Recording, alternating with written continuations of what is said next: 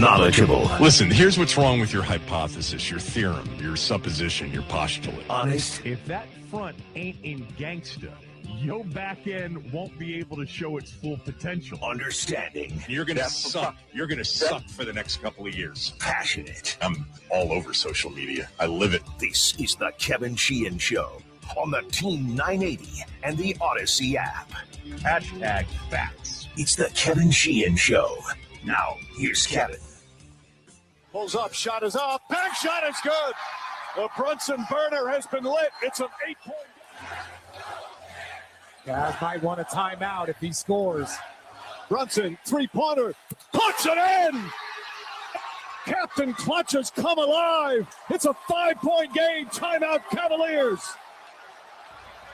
An 18-1 to a 2-point lead. 26 seconds remaining. Don't want to give up a three. Brunson with Harden on him. Brunson on the drive. The floater, bank shot. It's good. Tie game again. Picks up Brunson. Brunson brilliant in that fourth quarter. Drives, gets past Harden, gets inside. The floater is up and good. Jalen Brunson once again, and it's a 4-point Knicks lead. After one of the all-visual performances on Monday night in Game 1 of the Western Conference Finals, last night in Game 1 of the Eastern Conference Finals, another all-timer. I wished on Monday morning for better games in the NBA playoffs because over the weekend we got 2 blowouts on Friday night and we got a blowout Game 7 on Sunday night. We may have just put together 2 of the most incredible back-to-back Game 1s in conference finals history. It's actually the first time Game 1s in the same year in each conference finals ended up going to overtime. Unbelievable last night. The biggest comeback in over 50 years in the conference finals or later. Good morning. Yeah, we're doing hoops again. What else are we going to do? Although there is some Stephon Diggs news, which we will get to, but we'll start with the Knicks, who were down 22 with 7 minutes and 39 seconds left in the fourth quarter. That's in the game. And they went on a run of 44-11 over the final 7:39 in regulation and the 5 minutes of overtime. So over a 12-minute and 39-second stretch, they outscored Cleveland by 33 points. When something that insane happens, it's almost always a combination of the trailing team, plays lights out, and the team with the lead implodes a little bit. I think it was much more last night about the trailing team, Cleveland, imploding. They lost the game by 11 in overtime. They were doomed once the Knicks tied it, and they missed an open look from 3 at the buzzer in regulation, the Cavs did, to win the game. And by the way, the Knicks were 7.5-point favorites. That was one where if you've got Cleveland plus the points, you have already checked it off the list or written the big W next to it. Yeah, that's a W. Never do that, by the way, until the game is over. That's always the kiss of death for a gambler. Yep, this one's a win. No, they're not sometimes. I thought it was much more about Cleveland's imploding last night than it was about the Knicks. So Jalen Brunson was unbelievable. I mean, he scored 17 points over that 12-minute, 39-second stretch, 8 of 10 from the floor. He is a great offensive shot maker. There's no doubt about it. The Knicks actually reverted offensively during their comeback to what they were last year, which is a real ISO kind of two-man team. It worked for him last night because Jalen Brunson got matched up against James Harden over and over and over again. This was one of the worst choke jobs by a head coach in a basketball game at any level you'll ever see. For those that don't know, the head coach of the Cavs is Kenny Atkinson. By the way, the head coach of our Washington Wizards is Brian Keefe. I had a lot of people when I had him on the show last week say, who's he? He's the head coach of the Wizards, and he's going to be the head coach of the Wizards next year when they start trying to win games. Kenny Atkinson is the head coach of the Cleveland Cavaliers. I did not have a strong opinion one way or the other about Coach Atkinson before last night. And I'm not going to be definitive in my opinion about Kenny Atkinson this morning after what I would guess to be his worst moment ever as a head coach. Had to be. It'd be hard to be any worse. It's really sometimes a joke when people like me come in with the platform, no matter how small it is, and criticize coaching when we really don't have enough information to do that. I can't tell you how many times I've done that over the years, and I've thought to myself, yeah, but you know what? Maybe he was thinking this, or maybe it was this, or maybe I didn't know about this injury or whatever. But no, not last night. When you're up 22 with 7 minutes and 39 seconds left in a game, your team should win the game. And in 50 years, over 50 years, you got to go back to 56 years ago, 1970, to find a bigger comeback in the conference finals or later. You got to go back to 2012 to find any comeback in any postseason series in the NBA playoffs that was bigger than this one in the fourth quarter. The Clippers came back in a series game, early round series game back in 2012 from 24 down. Here's why they did not hold on to that 22-point lead with 7.5 minutes to go. One of the answers, and I've heard a lot of this over the course of last night and this morning, is, oh, man, they just ran out of steam. They ran out of gas, man. They played Game 7 on Sunday in Detroit. That was their second straight series of playing Game 7s. They're just exhausted. Yeah, that's not it. That's not it. And if that's true, it's a bigger indictment on the head coach, because let me list the reasons, the obvious reasons, and I'm sure there are others, why Cleveland could not hold on to a 22-point lead over the final 7.5 minutes of that game. Let me just mention this about the NBA. If you are just sort of parachuting in for the NBA playoffs or even just the conference finals, you haven't even watched playoff games, NBA leads are never safe. They just aren't. In the regular season, I mean, up 10 with 2 minutes to go, it's still a game. But up 22 with 7.5 to go in a playoff game should be safe. Once you get beyond like the 20-point mark, that's pretty hard to overcome. But you see all the time in the NBA playoffs, 10-point leads, 12-point leads, 14-point leads erased and erased quickly. But Kenny Atkinson last night had just an atrocious night. I think in many ways he just froze. You know, it was kind of a fight or flight situation, and he fled. And maybe that's not even the best analogy. It was more that he, in the moment, froze and didn't really recognize what was happening. It'd be hard not to, because there is no crowd in basketball at the professional level, because there are plenty of college environments that are insanely good. But the Garden last night was, during this comeback, if you just want to watch a crowd at a fever pitch like you read about, go on YouTube and watch the fourth quarter highlights, even just the highlights of the comeback. I mean, the place was bedlam. Delirious. It was so good. Love that in sports. And you get that so much more in basketball because it's inside, because the noise has nowhere to escape to. And the New York fan base and the New York crowds are always great.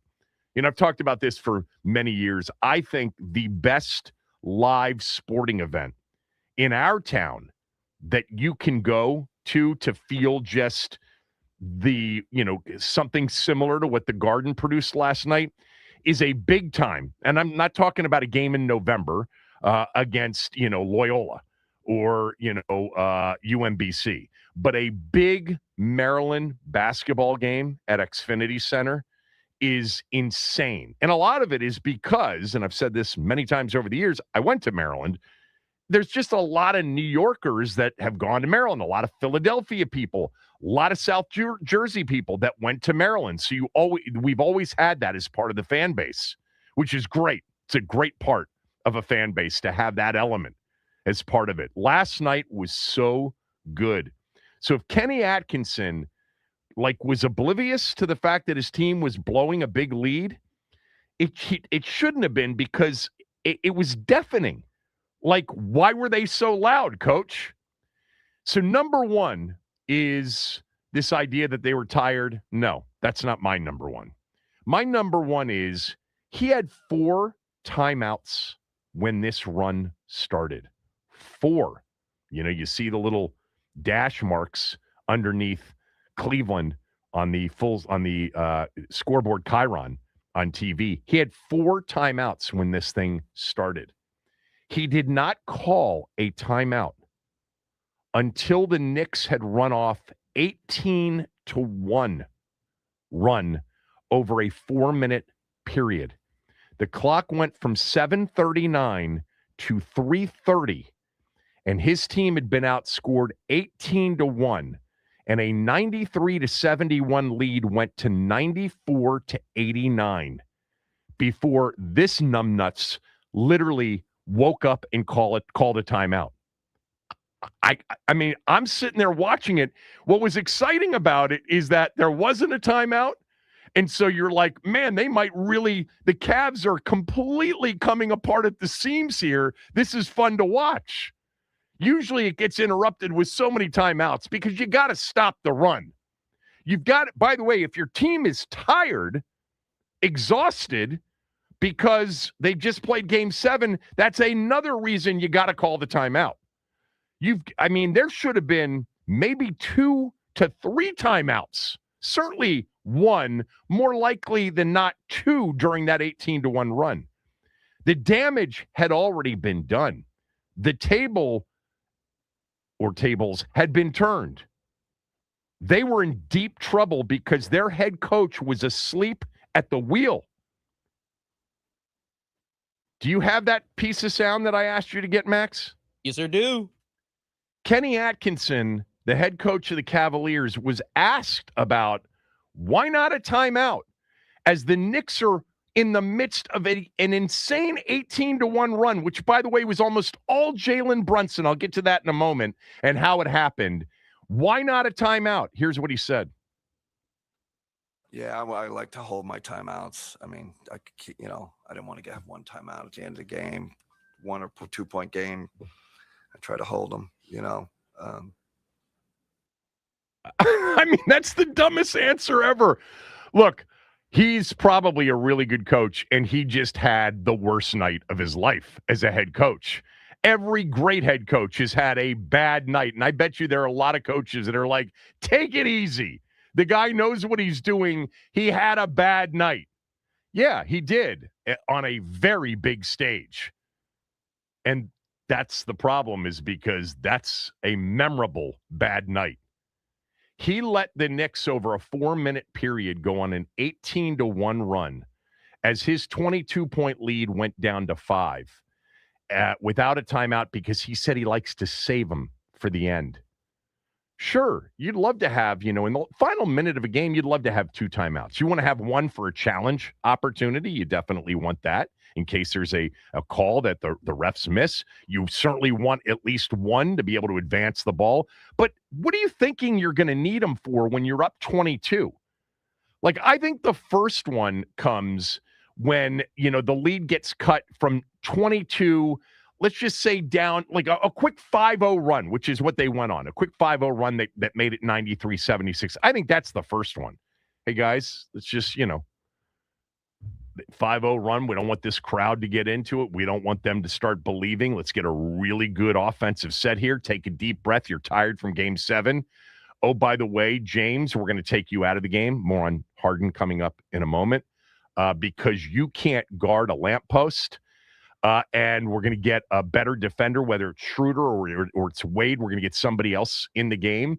But what we're really going to do is offensively, we are going to run something that gets us a really good shot because we need to kind of quell this quick 5-0, I think timeout. 7-0 for sure. You know, when that thing gets to 93-78 for sure. He let them go on an 18-1 run, and he had 4 of those dashes, timeouts. And by the way, if you don't know this about the NBA, when there's this use them or lose them, you get that in college basketball. You have to use one at the end of the first half or it doesn't carry over. You either you go to the final 3 minutes, you lose 2 of the timeouts that you have left. Use them or lose them. Now, he did. He used one of them at the 3:30 mark. So that's number one. The head coach, when it came to what he could potentially do, you know, to stop the Knicks roll. And by the way, it's not just to stop momentum. It's not just to quiet the crowd. It's not just to take a deep breath. It's to come up with a strategy on both ends of the floor to stop them from doing what they had started to do to get back into the game and stop them from doing that, which they never did. So the second reason that this is much more about Cleveland than it was about New York is one of my all-time favorites. If you've been listening to this show for years, you know that I find James Harden to be the least enjoyable team sport star to watch. I can't stand watching James Harden. I've never liked watching James Harden. I can't stand the ISO, the constant ISO ball. To me, you can't win 4 out of 7 4 times in the postseason if your best player is an ISO player only. I can't stand the flailing. I can't stand, even though there is a skill to it, there's no doubt about it, the foul drawing. I can't stand the obliviousness to tight situations, game situations. Look, he is a skilled scorer, an all-timer. He's going to go to the Hall of Fame. I have found watching James Harden to be the least enjoyable, the most joyless watch in sports for me over a long period of time, and I've expressed that many times. One of the problems with James Harden is that he legitimately, it's not just that he can't guard. It just seems like he doesn't really have much interest at times. I actually thought he guarded pretty well for him in Game 7. I said this on Monday's show, that you'll look at James Harden's stat line in Game 7 against Detroit, and he didn't score in double figures. He had 9 points on 2 of 10 from the floor. He was 0 for 6 from behind the arc. And I actually said, you know what? It wasn't his worst game. He actually made a lot of good decisions offensively, and he actually gave them some at least caring and effort defensively. Last night, he was back to James Harden. He was, once again, I think this is the 31st time he's ended up with more turnovers than made shots in a playoff game. That is disgraceful. There is no way to justify that, even if you want to say, well, he's got the ball in his hands a lot, and guys that handle the ball and have high usage rates typically have high turnover numbers. First of all, he's not their primary ball handler, right? Donovan Mitchell is. He had 6 turnovers last night, could have had another 3. That's the thing about Harden. He lucks into 3 non-turnovers a game. It's not. Somebody said this morning on one of the shows, that's an all-time choke job by Harden, and the list is super long of Harden choke jobs in the playoffs. I don't even look at him playing last night and say he choked. That would mean that he actually feels the pressure. I don't think he feels it. I think he's oblivious to it. I think he just thinks playoff games are just like games in November or December. That's the way he's always played in the postseason. He has played these playoff games as if the game is played similarly to a regular season game. And anybody that watches the NBA knows they are 2 different sports altogether.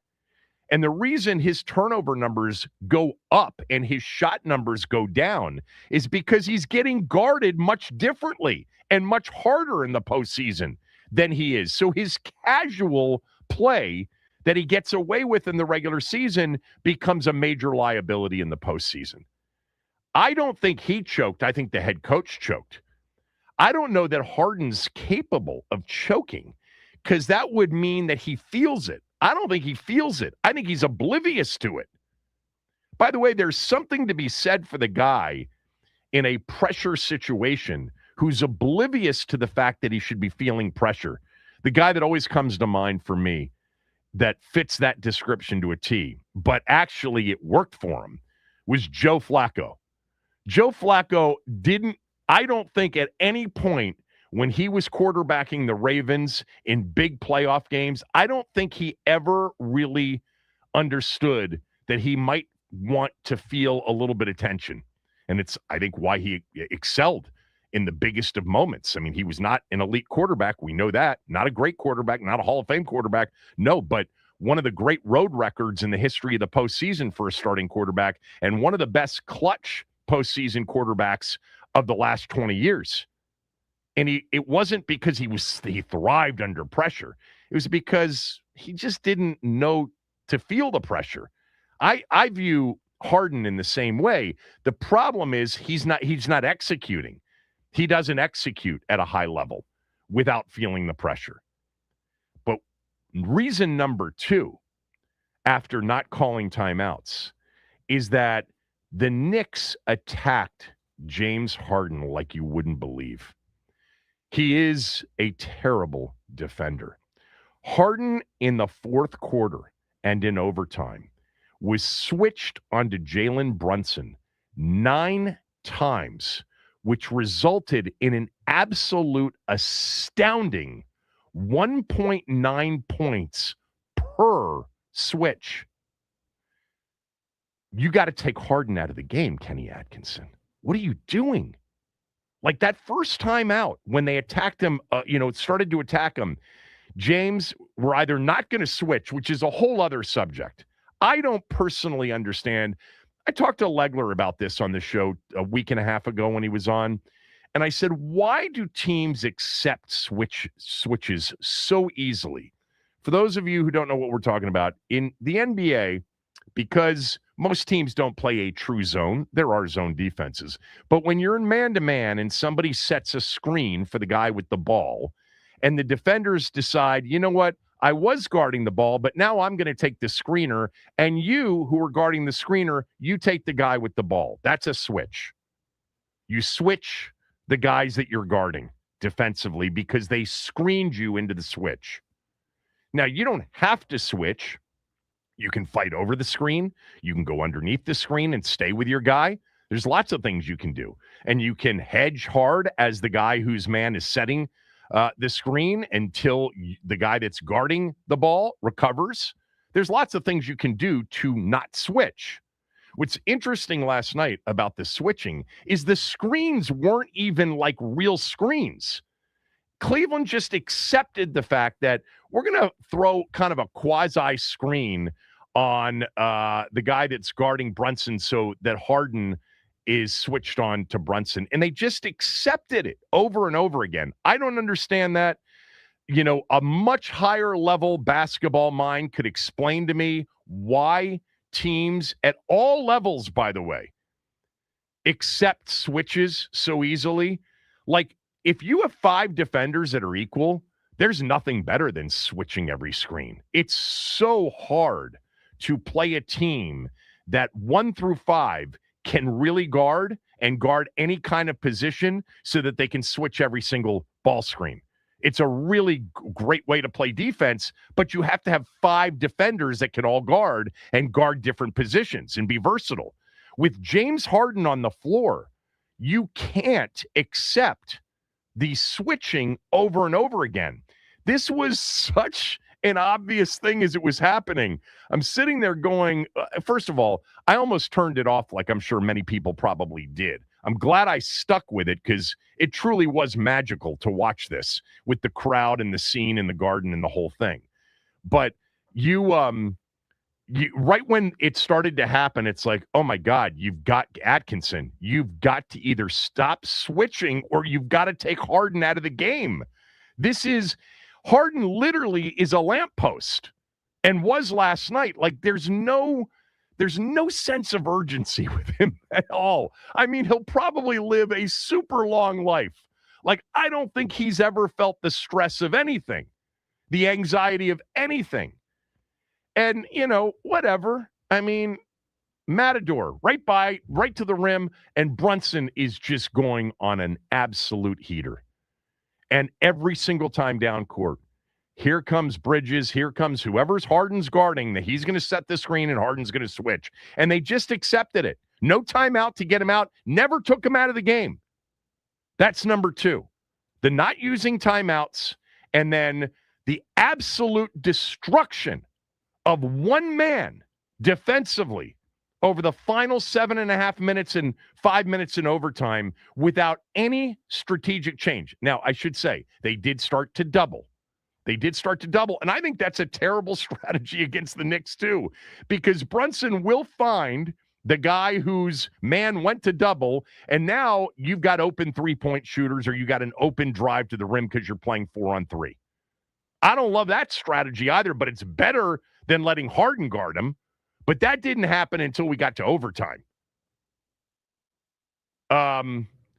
That's number 2 as to why they imploded and why they blew it, is they let over and over and over and over again one man, the worst defender on your team, the most disinterested defender on your team, get matched up against one of the most lethal scorers in the NBA. It was literally just watching, a varsity player against a ninth grader who plays on the freshman team defensively. And so that was a big problem. Then you had what was going on offense. Donovan Mitchell is a great player, a great scorer. He had 29 points last night. He took 6 total shots in the fourth quarter and overtime. Now, there is some reporting that perhaps he may have gotten hurt, may have tweaked an ankle, but they did not go through Mitchell when they needed points, when they needed to quell the run. It was Harden. It was others. Where's Max Strus defensively? Where's Dean Wade? Where's Schroeder? Give me somebody other than Harden. And Mitchell became non-existent. It was a disappearing act. How do you not, with one of the timeouts, stop it and say, we're running something to get Donovan going downhill with the ball in his hands? That was terrible to not do that. And then lastly, Jalen Brunson, who's going on this incredible tear. When it starts, he's got 4 fouls. He picks up his 5th foul on an offensive foul during the run. And they don't attack him on the other end because you know what? He's not a great defender. So Cleveland ignored not going after Brunson defensively to get him the hell out of the game. Now they did because Harden made a shot with down this stretch with about with 20-something seconds left to give him a 2-point lead, and it was Brunson guarding him. But that was the only time they targeted Brunson. Just one of the worst coaching malpractice situations that you'll ever see. And I'm sure that he is a fine coach, and I'm sure we are talking about just his worst moment and his worst night. It just happened to have been on a massive stage, game 1 of the conference finals in the most famous arena in the world, Madison Square Garden, and it was one of the worst implosions you'll ever see. I want to make one thing clear. The Knicks had to do their part too. They had to take advantage of Cleveland saying, we're open to the possibility of you making one of the all-time comebacks in NBA playoff history. But you still had to have the Knicks do their part, and Jalen Brunson was incredible. And Landry Shamet knocked down some big threes, including one that bounced twice on the rim and went in when they were down 99-96 to tie it at 99. There were some really, really good performances by some of the other players as well. 301-230-0980, 301-230-0980. Have you ever seen a worse implosion than Cleveland giving up that 22-point lead? Basketball this week. We've had two incredible games. We get game 2 of the Western Conference Finals tonight, which to me is must win for OKC. Kevin Sheehan Show, the Team 980 and the team980.com.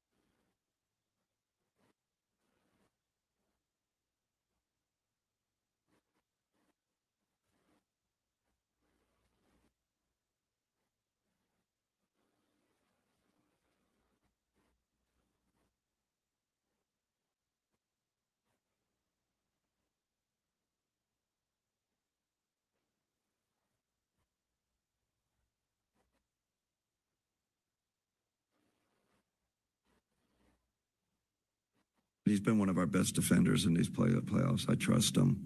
Smart, great hands. Didn't think about that.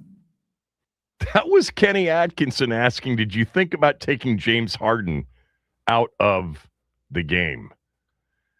Look, I said this on Monday morning. I actually thought he defended pretty well in Game 7 against Detroit. I didn't think that his stat line was actually reflective of his game in Game 7. I thought he played better than the numbers would suggest in that Game 7. But more times than not, the problem with James Harden is he's oblivious to the fact that this is a different style of game in the postseason. At 36 years old, it has not dawned on him over the course of his career which is why he's been such a wretched postseason performer, that the game actually slows down, it becomes more defensive, it becomes more physical, and you can't play as casually as he plays and succeed. Look, he's going to have games because he's one of the all-time great scorers. And even in the postseason, he's had some insane nights. But he's never going to be the best player or even the second best player on a championship team. That's never going to happen, ever. You can't have one of your two best players be that completely clueless as to the game change from regular season to postseason.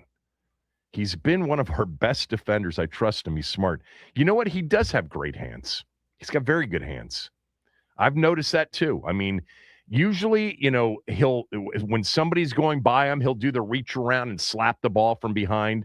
That's super bad defense. But there are a lot of guys that are really good at that, and can get away with it because they get all ball and it isn't obvious, or they can reach in with that ball exposed occasionally. He's got quick hands defensively. He's got very slow feet defensively, and the feet are not inspiring, or they're not inspired by sort of just the want to defensively. An absolute catastrophic meltdown by Cleveland.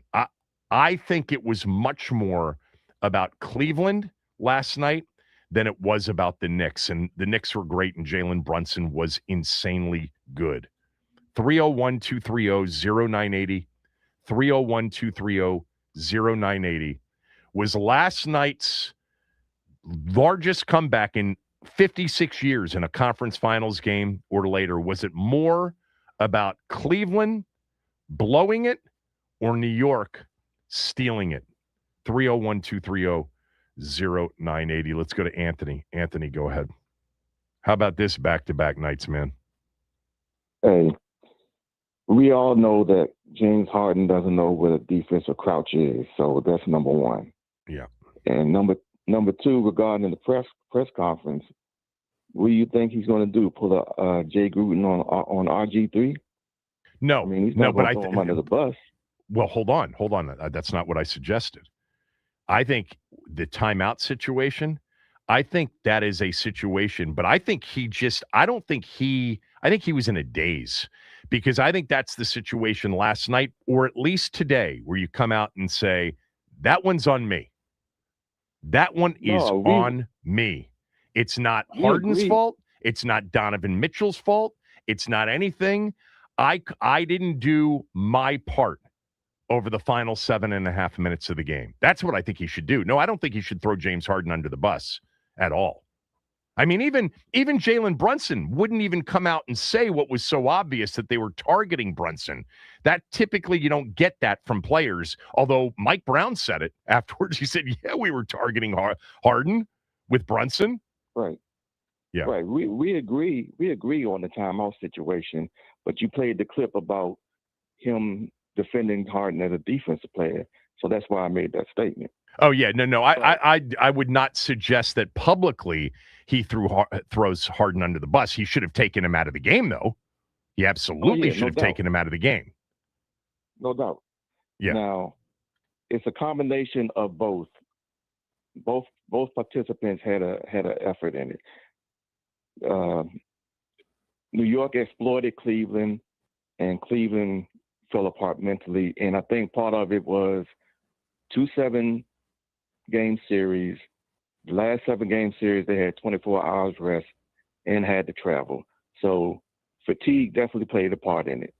Now, as far as the biggest comebacks that have ever taken place, correct me if I'm wrong, but didn't the Terps lose a 20-point lead or somewhere around that 22 to Duke the year before they won the championship? Yeah, they lost, but they had a 22-point lead in the first half, not the final 7.5 minutes. Okay. Now, they did have a 10-point lead against Duke with 54 seconds to go earlier in that season and blew it. Yeah. Right. And aside from that, the obvious one is Buffalo-Houston. Oh, yeah. The Frank Reich comeback in the playoff game you're talking about. Yeah, no doubt. Yeah, 35-3. Was it a 32-point lead? Something like that, yeah. Yeah. Well, I mean, we're not doing the all-time comebacks. Last night was certainly in a conference finals game or a series or later, the biggest one in 56 years. And it was certainly in the moment completely unthinkable, improbable. And I think to your point about being gassed, that puts Atkinson on the hook even more for not calling timeouts. No doubt. That's total dereliction of duty. Total dereliction of duty. That's one of the, honestly, in watching it, I thought that's one of the worst jobs of feeling a game because the environment was saying timeout. Like, I got to think the Knicks players, after a couple of those buckets, are like starting to walk towards their bench. Like, of course he's calling timeout. And he didn't. Right. I'll tell you one other thing real quickly, Anthony. The final minute of that basketball game was played without a timeout. I actually love that. Because in the NBA, so much of it is timeout, advance the ball. It's like, it halts the game. And last night's final minute of back and forth action came without a timeout. Now, at that point, Kenny Atkinson shouldn't have had any timeouts left. He took 2 timeouts with him into the locker room. Crazy. Thanks for the call, as always. Go ahead. Yeah. Okay, the most egregious thing Atkinson did was, everybody knows before the 3-minute point, you whatever timeout use them or lose them. You lose. Exactly. Yeah. So the fact that there were 7-something minutes and they were down 20-something points, he didn't use a timeout before the 3-minute mark, and then he took the other 2 into the yeah. He called his first timeout at 3:30 after the Knicks had gone on an 18-1 run. 18-1. The place was pure. It was bedlam. The place was absolutely out of control as this was happening, and you're just waiting for it.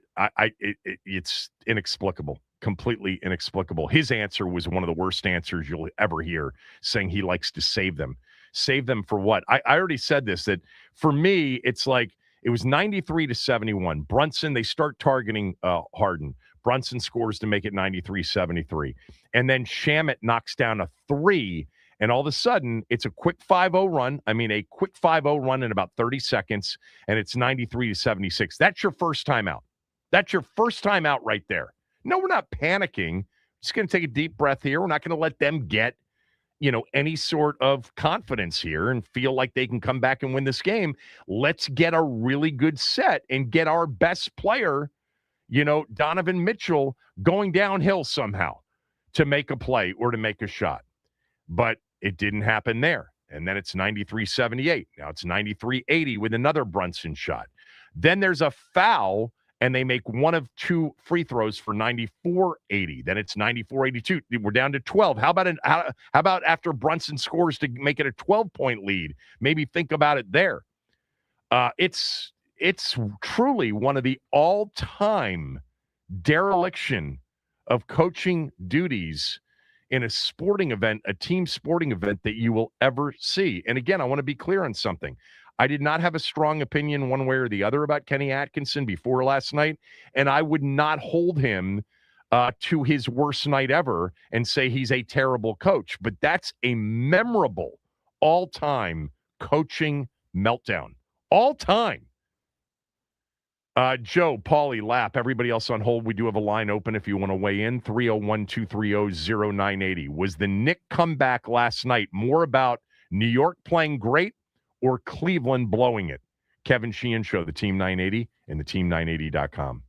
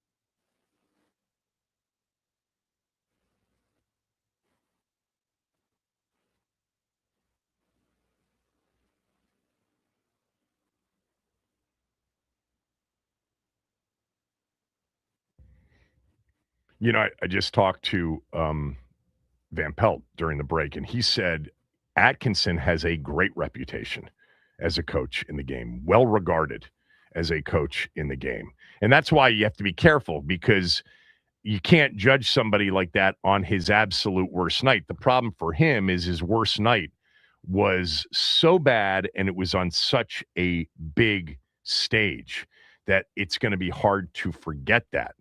I do think it's one of those situations, if he is a well-regarded coach, if he does have some ability to sort of self-assess, that's one of those where today you come out and say, it's on me. It's on me. There's nobody else this is on.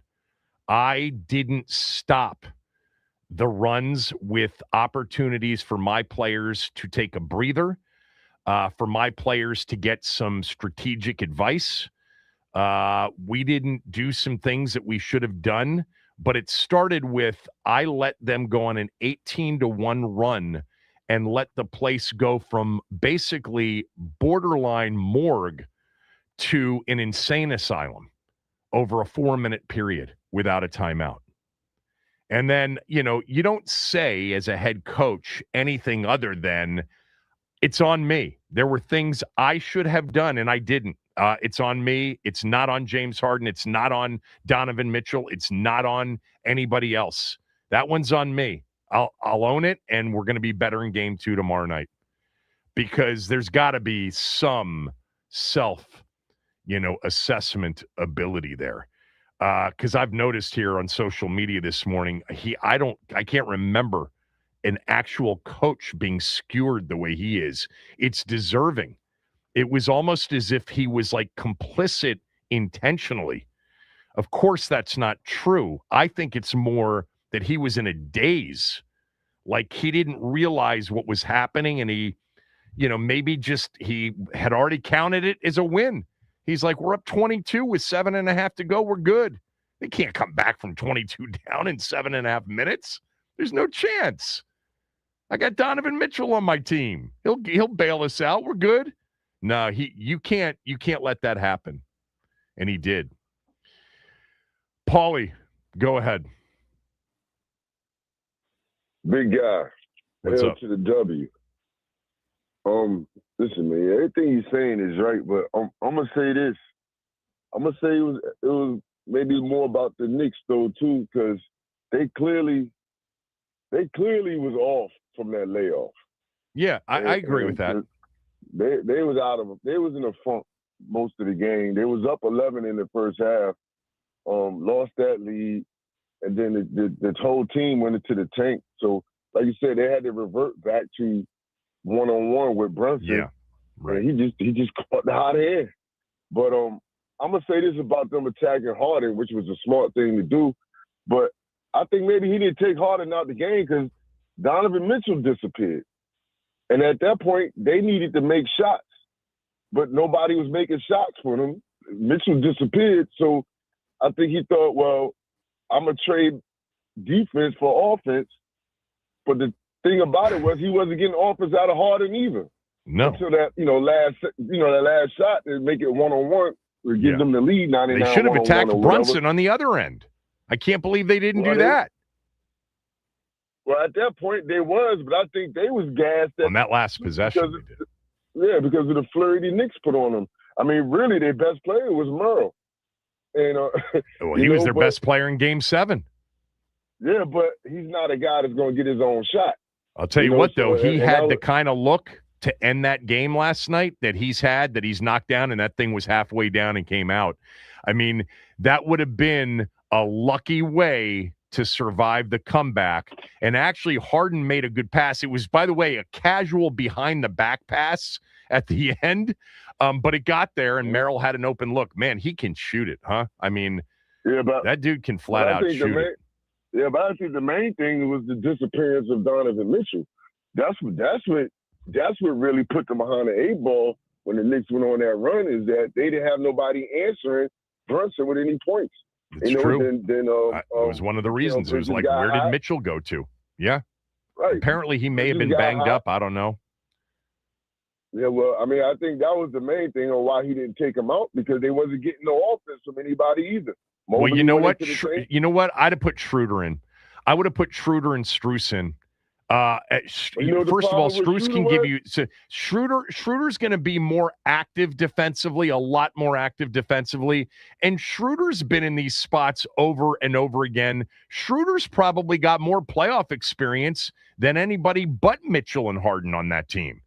But Schroeder kind of stunk it up in the first half. They had 63-point attempts. They only hit like 12 of them.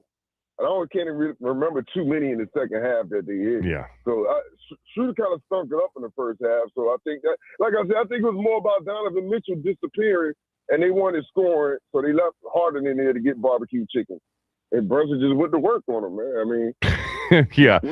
Well, I think number one is the coaching overall, the dereliction of just so many opportunities.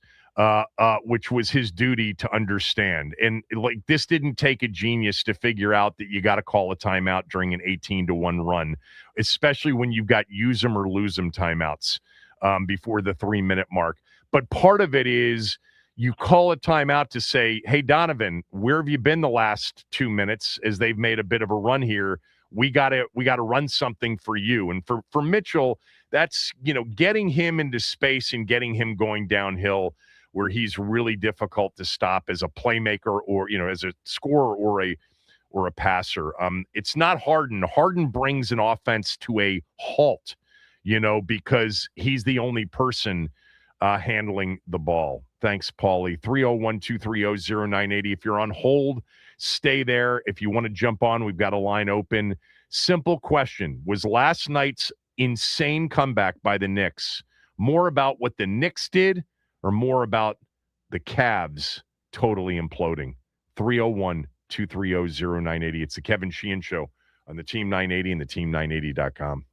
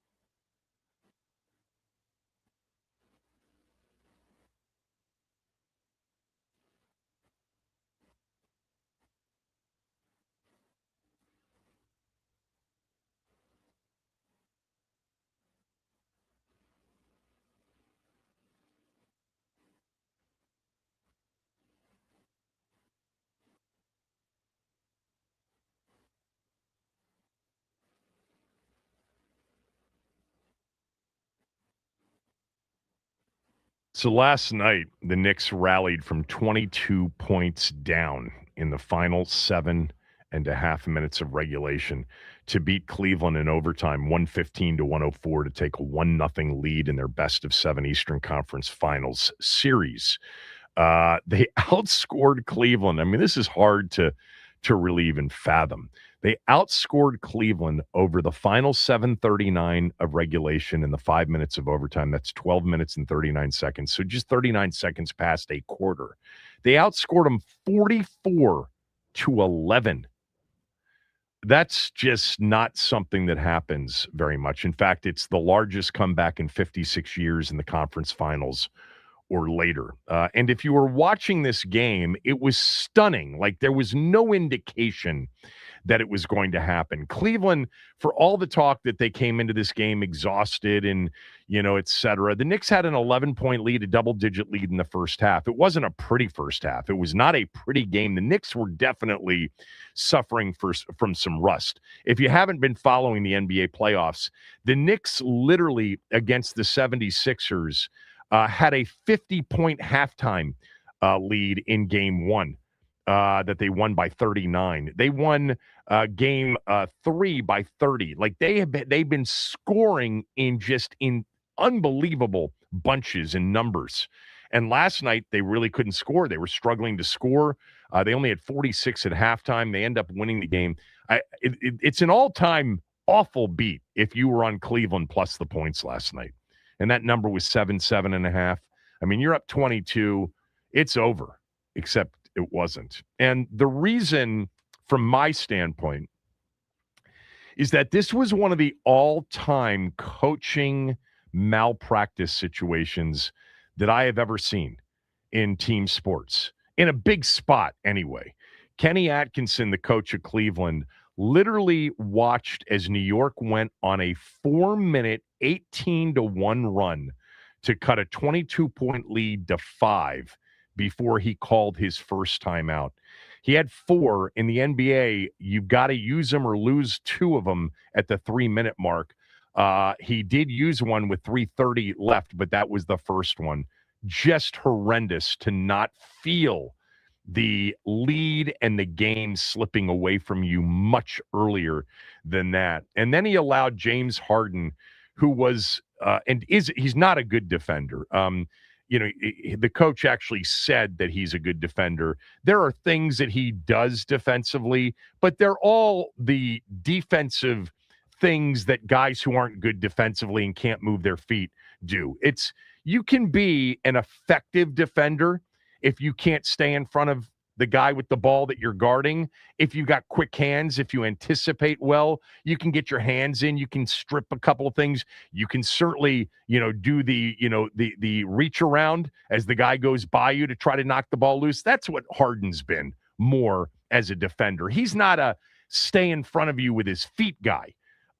That's not him. And at 36 years old, I was listening to somebody this morning, it may have been Wilbon, who said he was talking to former players after the game last night, and former players said 10 years ago, James Harden would have been targeted over and over again. At 36, my God, what are you doing? Kenny Atkinson, coach of Cleveland, he let him in there and left him in there, and the Knicks literally over and over again got Jalen Brunson onto Harden. That's a pet peeve of mine. People with much greater understanding of the NBA game would have to explain to me why teams accept switching on defense so readily, because the Knicks weren't even, hard screening. This wasn't really a difficult, if you don't want Harden to switch, you didn't have to. The screens weren't good enough where it was harder not to switch. So I don't understand that, but to let Harden be isolated and literally be targeted the way he was down the stretch without getting him out of the game, putting somebody else in there that could guard Brunson. It's hard to guard Brunson. Don't get me wrong. He's not easy to guard, but that was dereliction of duty. Donovan Mitchell went silent. You got to call timeout. You got to get your best player going offensively to stop the run. And then I don't know what they were thinking, not going after Brunson the same way New York was going after Harden. Brunson had 4 fouls when the run started. He picked up a 5th foul during the run on an offensive foul, not guarding somebody, and he wasn't targeted anywhere near to the level that Harden was, and Brunson was the reason they were coming back on offense, taking advantage of the gifts that Cleveland offered up. It was all-time dereliction of coaching duty. Scott told me during a break, a little while ago, he said he's got a great reputation. He's well-regarded, Kenny Atkinson is, around the league. So I'm not going to, judge him definitively on his worst night. It's just a bad night to have your worst night. Madison Square Garden, national TV, game 1 of the conference finals, and you were completely frozen and didn't do anything from a coaching standpoint to try to give your team a better chance, increase the opportunity for your team to win the game. Joe in Springfield. Joe, go ahead. Great to see you the other night, Joe. Hey, Kevin, likewise. And that was definitely a big turnout for sure at Shelley's. I mean, it was a good night. Yeah, for sure. Really good turnout for Tommy's event. Yep. Phenomenal. Great to see Mike Rizzo out there. I didn't talk about it. Tommy had his Cigars and Curveballs charity event on Monday night benefiting DC youth baseball and the DC Grays. Tommy's been doing this for many, many years, and Mike Rizzo is just a big Tom Lavero fan, and he was there. It was great catching up with him. He's got his foundation with his wife, Riz Kids. Great to catch up. He's truly one of the best guys and really good dudes of the GMs that have been in town over a long period of time. But yeah, great crowd, big room for it, and a phenomenal night in terms of what they were able to raise for a great cause. But go ahead, Joe. So I will say that last night was a combination to me, like in the fourth quarter when the Cavs jumped up in that big lead, because I felt like they were still fresh off of the Game 7 when they still had a lot of energy. And the Knicks, for most of the game, they had been, they'd been off for almost a week and a half. So I knew they were going to be a little bit rusty. But, when they started on the 8-0 run before they started doing 18-3, I would have thought, why are you not calling timeout right there? I mean, because Brunson was starting to get hot. Yeah. And even the announcer was saying, Knicks are starting to get on a run here. I'm like, yeah, now you got to call timeout if you're Cleveland. But that didn't happen. But I would also say that if you're the Knicks moving forward, Brunson did well, but Karl Anthony Towns, yes, I understand he got in some foul trouble too, Kevin. And he's gotten some foul trouble during most of his postseason. Karl Anthony Towns, I mean, he had an off night, but he could step up too in game 2. And I would say for comebacks in the Eastern Conference Finals, I remember back in 2002, it was Celtics versus Nets. The Celtics Nets, lead. Yes. Yeah. And the thing is, Kev, that even though was that Pierce leading that comeback? Paul Pierce and Antoine Walker, that's right. Yeah, and Antoine Walker, right. Yeah. And the thing is that even though the Nets lost that game, you would think, well, they probably were, it's over. And guess what? The Nets rallied, and even though those other games were tight-knit, the Nets still wound up winning that. And I also remember 2008 NBA Finals, the Celtics were also down by 21 to Kobe and the Lakers in Game 4, and Pierce led another comeback. So Paul Pierce was known for this when he was in the Celtics. So it's been done before, but last night, I've never seen anything like that before. And at Madison Square Garden, who knows what happens in Game 2? But Cleveland, are they in trouble? Who knows? But we'll see what happens. Yeah. In thinking about like biggest, sort of choke jobs of all time, I mean, I always think about number one, like Van de Velde. That was one of the all-time choke jobs when John Van de Velde at the 98, 99 British Open, whatever it was, had a multi-shot lead on 18. I think he was up 3 shots going to 18. Ended up making triple bogey and losing to Paul Laurie, I think it was, in the playoff. But that's up there. Greg Norman, certainly at the 96 Masters. Mentioned earlier the Houston blown lead against Buffalo in the wild card game back in 92. It was the 92 season, so it would have been January of 93. Frank Reich brought him back. Jim Kelly, went to the bench. Frank Reich came in. Frank Reich at that point, after they came back from 35-3 down, owned the largest comeback in college football history. Maryland's comeback down 31-0 against Miami in 84, and then owned also the biggest comeback in NFL history. in that moment. Look, I don't know if last night's going to be thought of that way because, again, for me, in watching it, yeah, I think Kenny Atkinson choked. Like that's one way to describe it, no doubt. I think in many ways he was in a daze and just froze. Like this isn't actually happening. Can't do that as a head coach. You got to recognize what's happening and you got to do what you've been hired to do, which is put your team in the best position to win games. And he didn't do that. And there were things that, by the way, if he had done them, may not have worked. Who knows if he calls a timeout if it actually works? Who knows if he takes James Harden out of the game, it works? Who knows if he says, let's stop accepting the switches and James, you're not switching onto Brunson, if that would have worked. Brunson's really good against almost anybody, but I can't remember, although I've seen it done to Brunson a couple of times, but just the targeting of one guy possession by possession and the other team not responding to anything. It was remarkable. I mean, just to see the lack of just inaction. I mean, sometimes action for just action's sake doesn't make sense. Last night it did. And that's not hindsight. Anybody that's watching that game is like, why isn't he called a timeout? When you see these big runs and crowds start to get into it, you just expect the next big shot that they hit, it's going to be a timeout. I'm telling you, if I go back and watch that final 7.5 minutes again, I bet you that after a Brunson made shot or a Shamet made three, that I bet you the Knicks players, I could find a couple of Knicks players just casually walking back towards their bench, assuming that a timeout was called. Because it's just the way basketball is. Like, you don't let a team go on a 4-minute stretch outscoring you by 18-1 as a 22-point lead gets dwindled down to 5 without stopping it at multiple points. Lap, go ahead.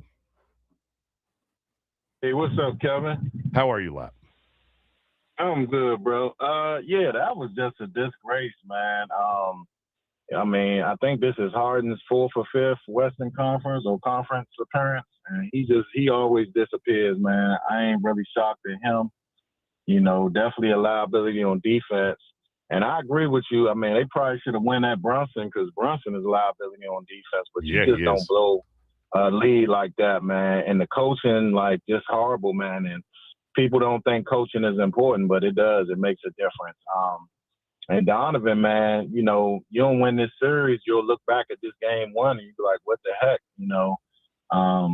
Would you need to leave Donovan or would you need? But he needs to product ball like he did in the bubble against Murray. Yeah. And we'll see. But I think the Knicks going to win it at the end of the day. And it'll be a good finals for the Knicks to make it, you know, if they play OKC or San Antonio. I mean, it'd just be electric, especially if San Antonio and the Knicks, that'd be a great final. So, yeah, I mean, I liked, man, but they this, Lap. Thanks for the call, as always. Appreciate it. I liked the Knicks before this series began. I liked them in 5. But I'm telling you, last night, I kind of chalked it up as Cleveland pulled away, and I thought it was over, like any normal person would have. I just chalked it up to, well, the Knicks had been off for a while, and there was some rust there. And even though they did build an 11-point lead in the first half, but it wasn't impressive. Early in the game, they looked kind of out of it, the Knicks did.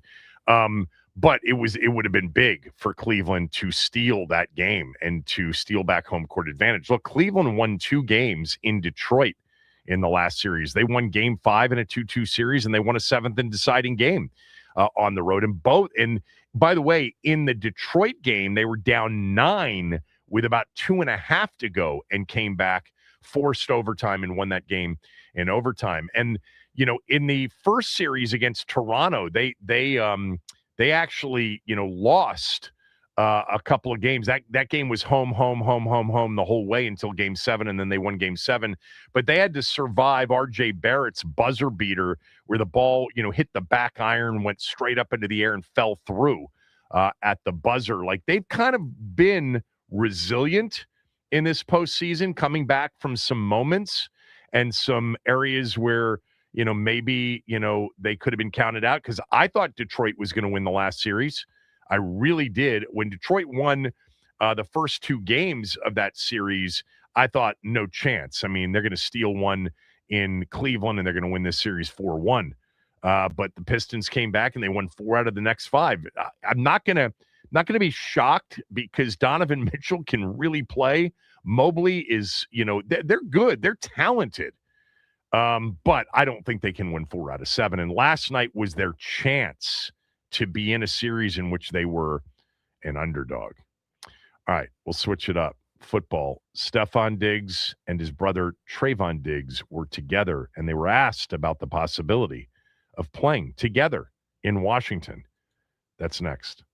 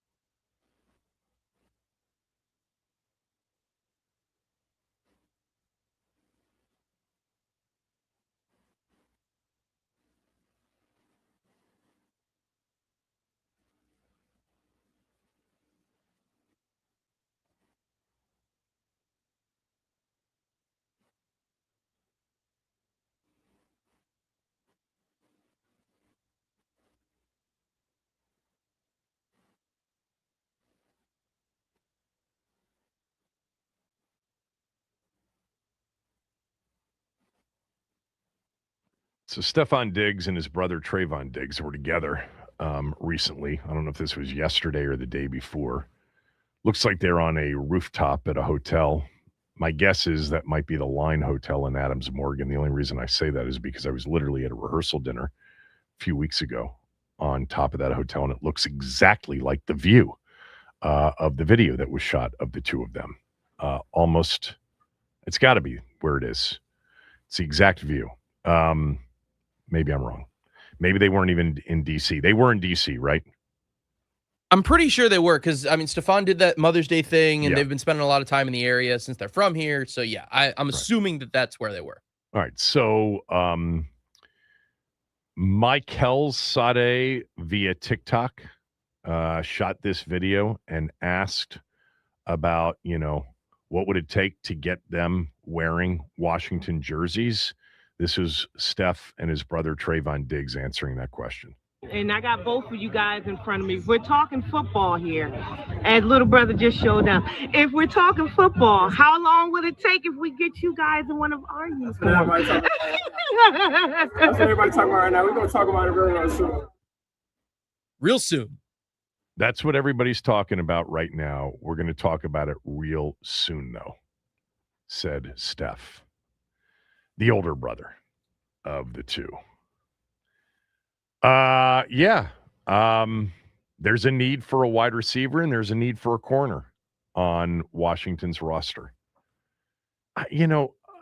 If these guys all check out, and I do trust Adam Peters. I do. I've got no reason not to trust that they can do the level of, investigation, due diligence, all of that to make sure that they're adding not just quality football players to the organization and to the locker room, but quality, additions that fit into the culture, because they have worked very hard over these first two seasons to change the culture of this organization from the most abhorrent culture in the NFL and maybe all of team sports to something that has become widely respected around the league.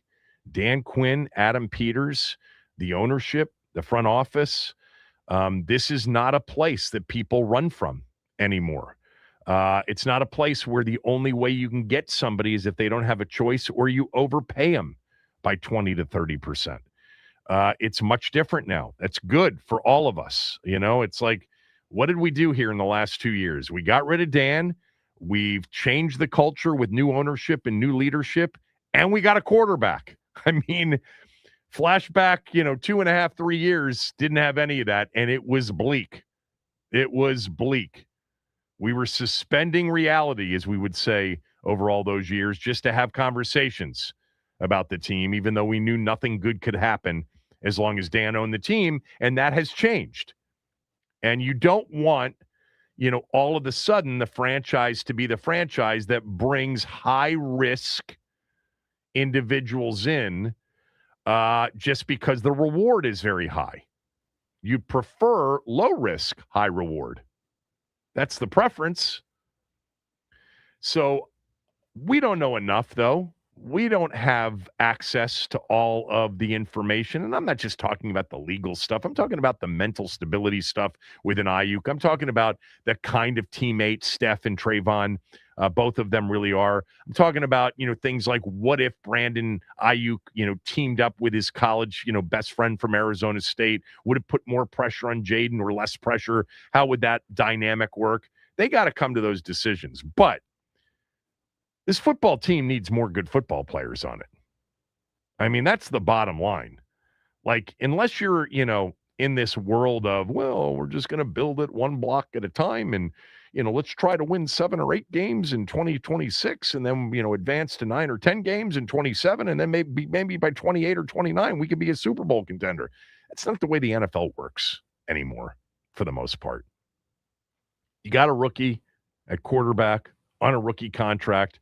Let me just say something that was pointed out to me by, I'm forgetting who it was pointed out, a guest from 2 weeks ago who made a really good point. Oh, it was Mike Giannetti from Spot Track who pointed out, everybody always focuses on the rookie contract. The truth is the rookie contract typically extends in terms of the benefit, the roster benefit, at least a year to 2 years sometimes into the next contract, because you can structure the contract where you're not taking the brunt of the salary cap hit in years 1 and 2 in a long-term deal. You push it back in terms of the cap hit so that it fits into a much bigger cap, because what do we know about the NFL cap? It goes up every year. So you kind of get the benefit of the rookie quarterback contract even into the first year or two of that first massive extension or new contract that said quarterback signs. So, but you know, I'm into 26. Not to sound like Doc, but I'm into 26, and I'm into the Eagles right now on the road on September 13th. And you need more good football players. They've done a really nice job overall of completely changing the look defensively, from coordinator to actual players on the roster. I mean, I was half tongue-in-cheek when after the season ended, I said, defense, you need at least 5 to 6 new starters. It's really hard to add 5 to 6 new starters. It's easier to do when the talent you currently have isn't very good and is easily replaceable even by players that aren't elite. And that's what they did. Now, hopefully some of those players are ascending and they'll become elite players. I think of Owe. I think of certainly, Sonny Styles, of course, but even like, a Chanel, a Cross, a Chason, etc. They've added, in Owe, Chanel, Styles, Chason, Settle, right? 5 definite new starters. And then with, wait, Owe, Chanel, let me pull up the R lads here so I don't get this wrong. All right. Owe, Chanel, Settle, Styles, Chason, Cross. That is 6 players that will essentially be starters or starting rotation players. You could throw a Meek Robertson in there too. Okay, fair, because right now he's your nickel corner. And if he's not, then it's Sanders still with him on the outside. But I think we believe Amik Robertson is your nickel corner. So that's 7. I'm not forgetting anybody. No. Not on defense, no. I mean, Omenihu is going to be a part of the rotation defensively, no doubt.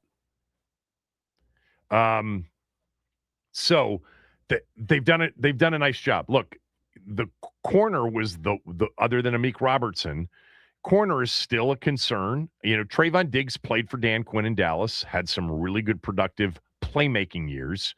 Trayvon Diggs, Deron Bland, those teams, they definitely were a part of teams that were high on the takeaways list each year. They also gave up big plays.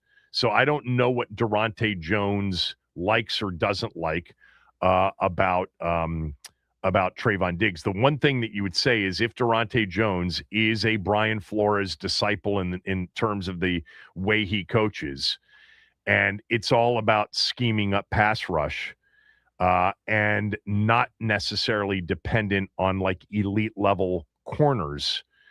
What do you want back there? You want guys who can face the quarterback in zone coverage when you're scheming up pass rush and have the ability to really make plays. Diggs is good at that. He's a really good playmaker. He anticipates well. He sees it. He also probably jumps it a bit too early and gets beat. But you need another corner and you need another wide receiver.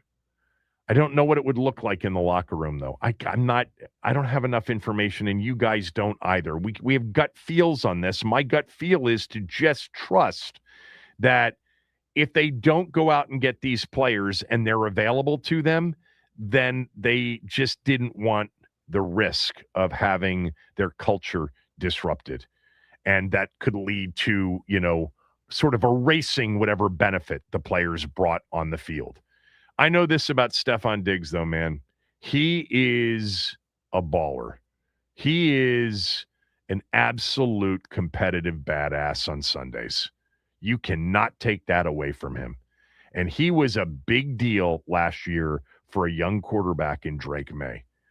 And, you know, I had a friend of mine that I saw over the weekend who was just hammering me with one question after another about the roster. And he kept saying over and over again, I don't want Diggs. I don't want Diggs. Why? Because that's Antonio Williams' position. Okay. Antonio Williams is a rookie third rounder. He may be ready to produce at a high level in 2026, but we don't know that for sure. And Stephon Diggs is not just a slot receiver, and Antonio Williams apparently isn't just a slot receiver. Look, right now, you've got one receiver, one on the roster that can be counted on to produce at a fairly high NFL level. And by the way, he's coming off the worst year, the most injured year, and a rough year, both on the field and off it. Terry McLaurin is.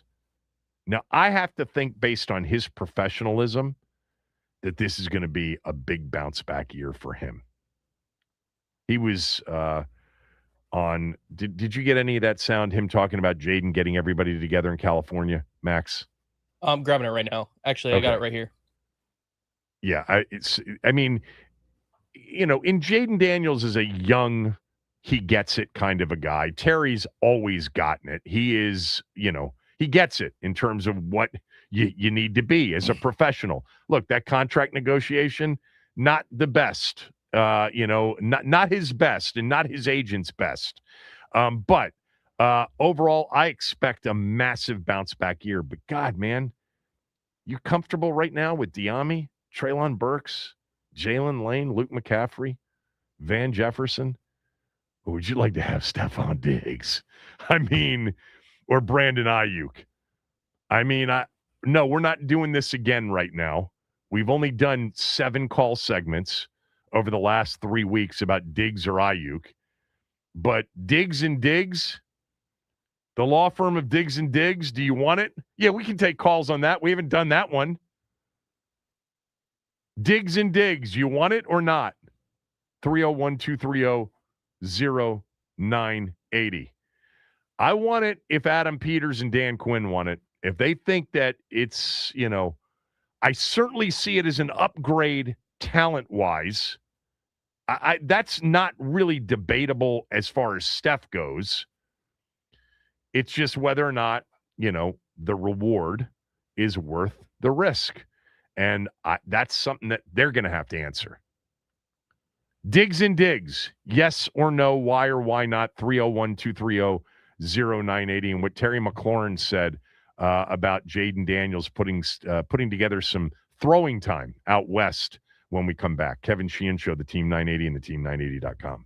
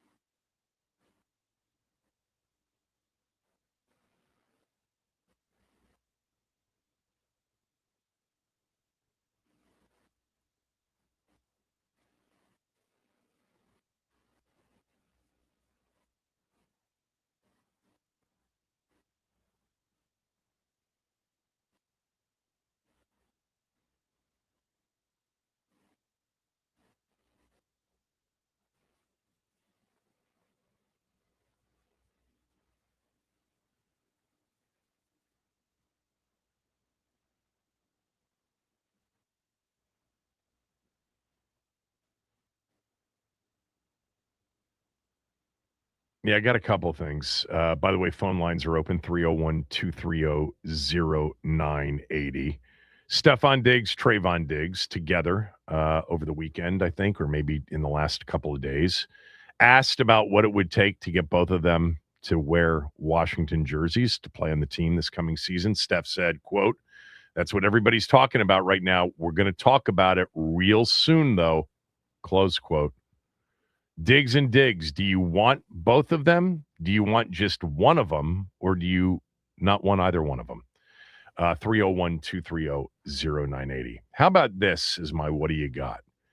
Circus Sports for the upcoming 2026 NFL season is going to offer a record $20 million first prize for its survivor pool. This has been a famous and the biggest of all of the survivor pools, legal because it's out in Vegas, at the Circa Sports Book, which is quite the scene. If you've ever been to the Circa, it's actually old downtown Las Vegas, not on the Strip, but the Circa Sports Book and Hotel is massive. They have this outdoor swim book where it's all of these big screens and all of these pools all over the place. Quite the scene on a Saturday or Sunday afternoon. Not so much for me anymore. That would be more for Max and people his age. But it is quite a scene, and I've participated in the Circus Sports Survivor Pool. The Survivor Pools, by the way, if you don't know, is where you just have to pick every week a winner, and you can't pick the same team twice in a season. And so the last man standing will collect $20 million. Now, the entry cost is $1,000. It's steep.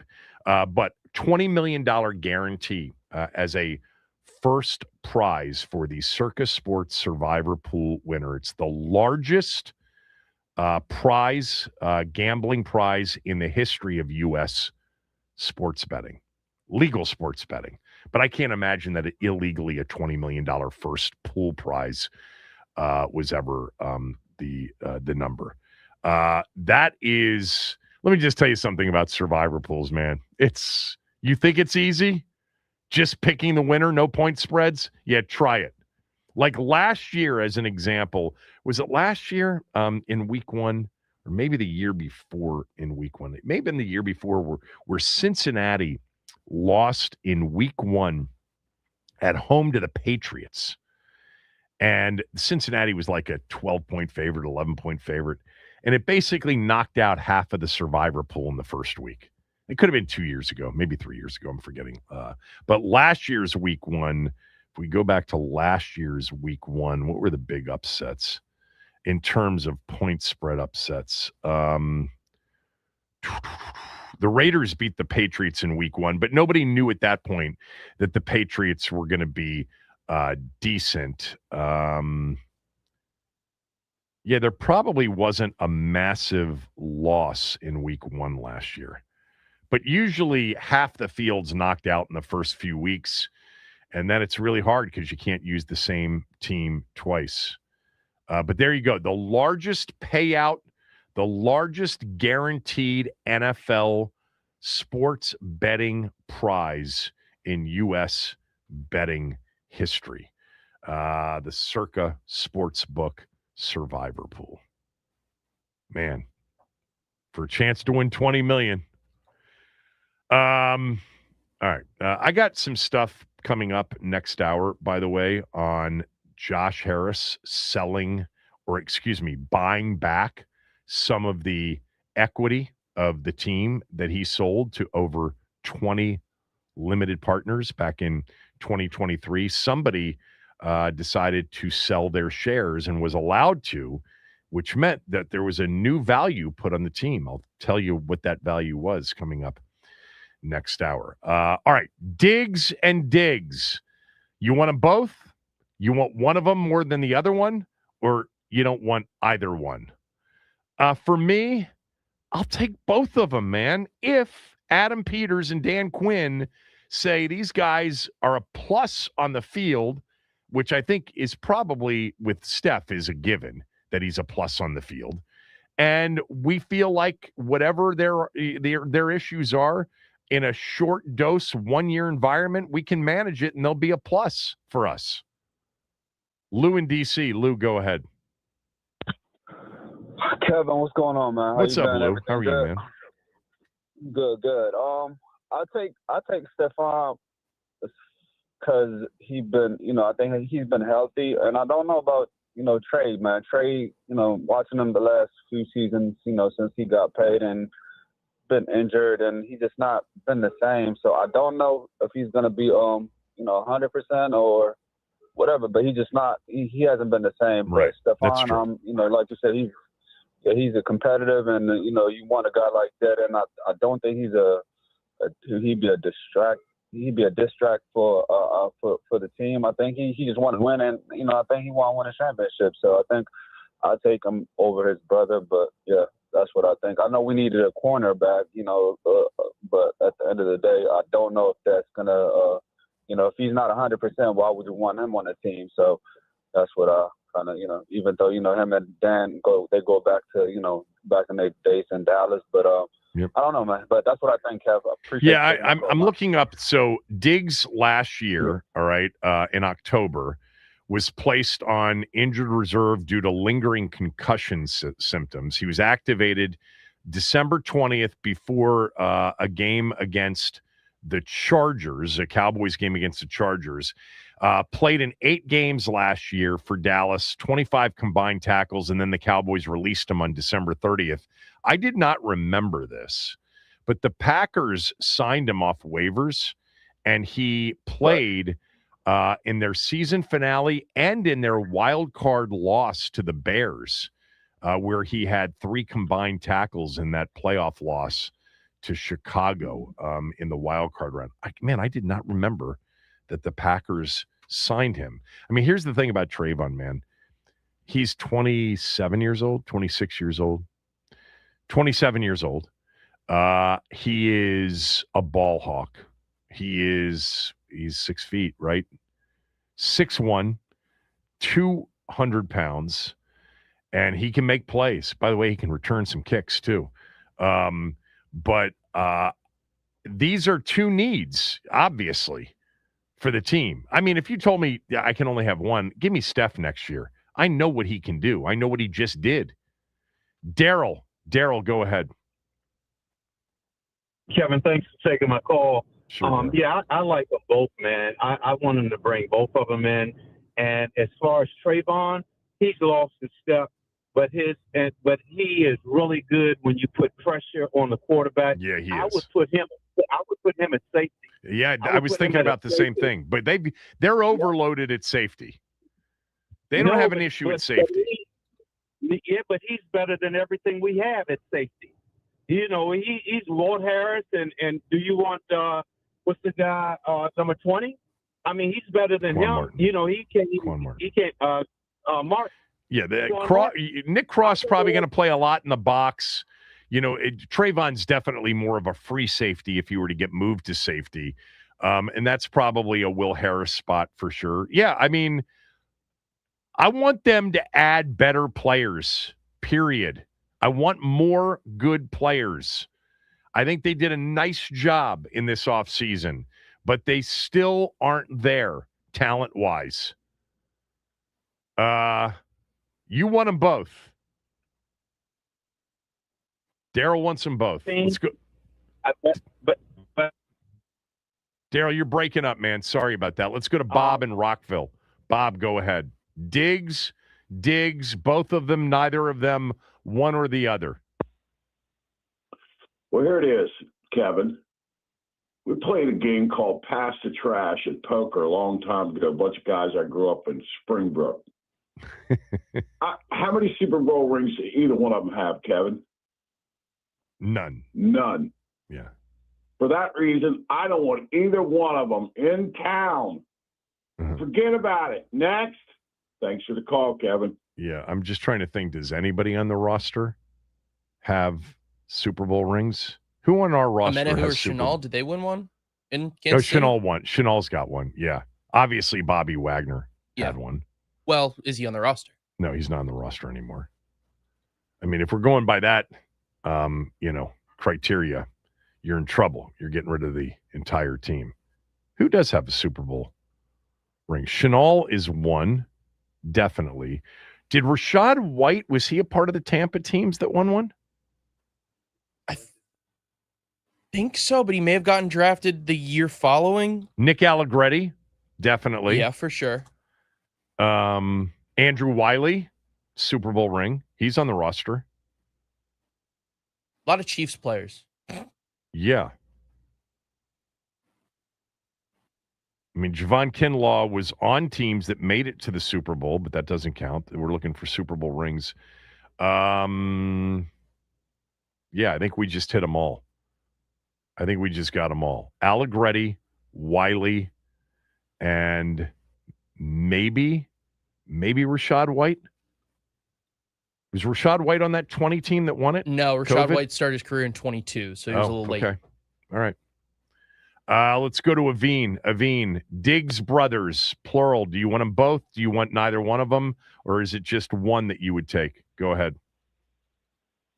Hey, Kevin. So, yeah, I'd take them both. I think Trayvon Diggs is pretty low cost, low risk, as a depth piece at least. I mean, and both guys have been a part of winning teams. They know what winning locker rooms are like.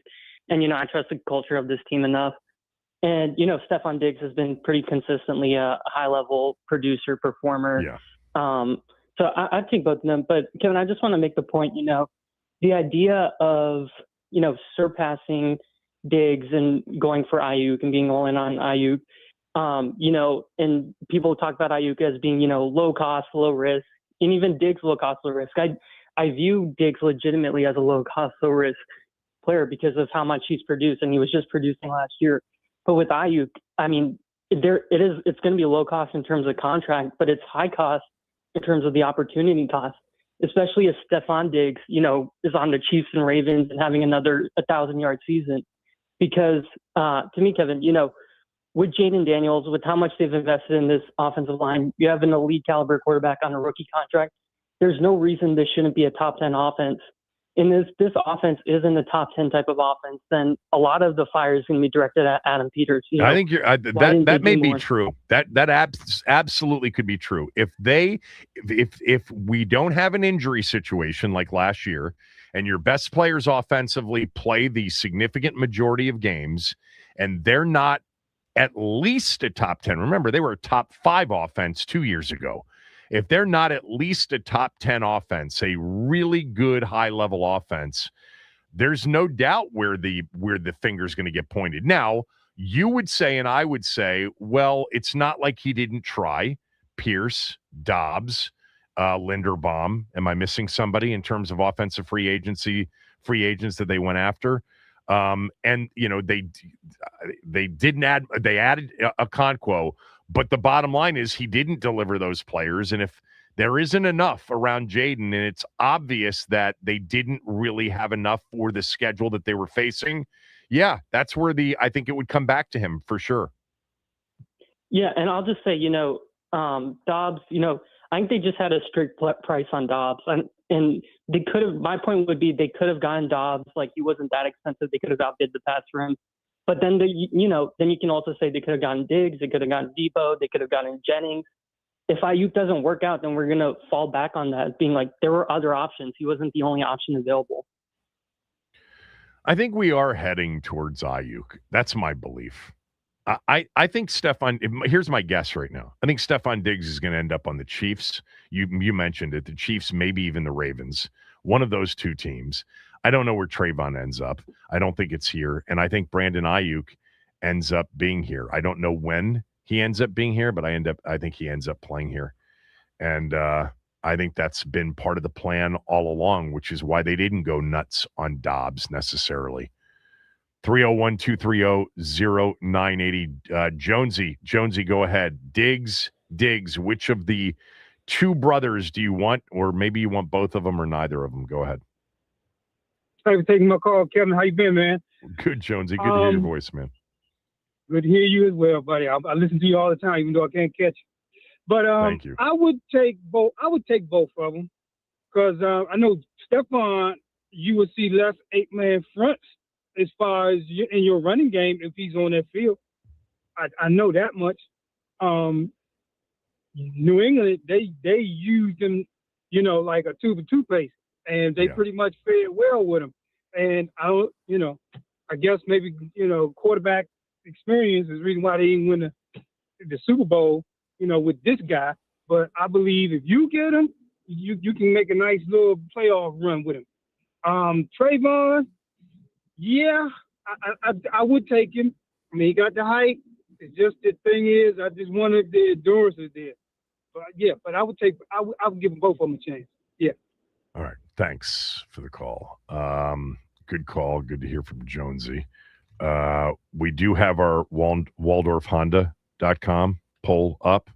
Yes, Max? That's right. The Waldorf Honda poll, Twitter poll, X poll, is driven, of course, by Waldorf Honda. It all starts with a click, WaldorfHonda.com.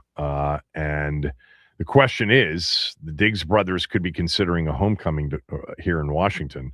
Would you want them suiting up in a Commander's uniform this fall? Both brothers, just Steph, just Trayvon, or neither? I'll say both. Why not? I need good players. I want this season to be like the season 2 years ago. I want meaningful football post-Thanksgiving.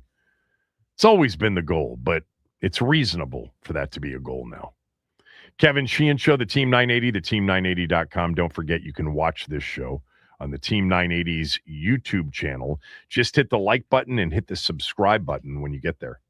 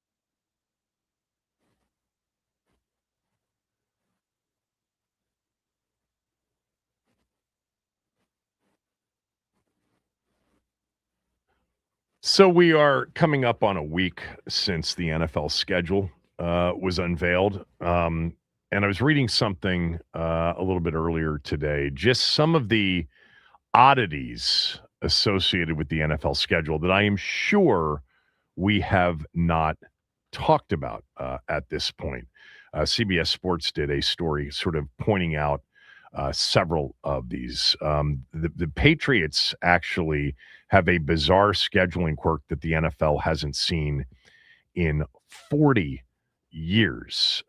They have last year, if you recall, the easiest schedule in the NFL. The Patriots get a reality check in 2026. Their first four opponents have a combined strength of schedule of 721, which is the highest of any team that's faced teams like that in the first 4 weeks since the 1986 Eagles. To make things worse, the Patriots have to play 3 of those first 4 games on the road. Now, this is based on win percentage last year, and I've told you many times before, basing it on win percentage last year is dangerous. It's even not that safe to base it on the win totals projected for the upcoming season.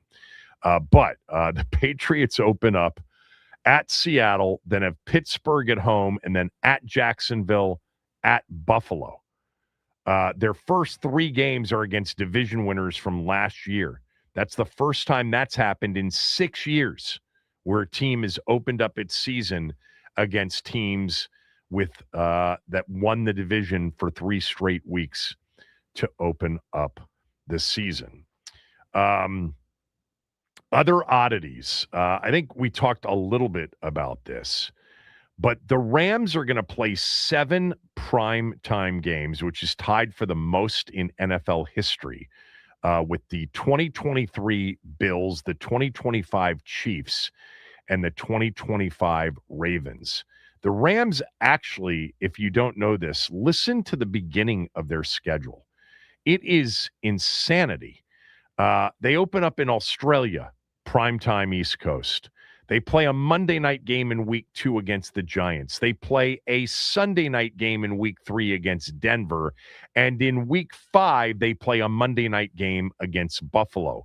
That is 4 primetime games, even though it's not actually played in primetime in Melbourne, Australia for the opener, but 4 primetime standalone games in their first 5 games of the season.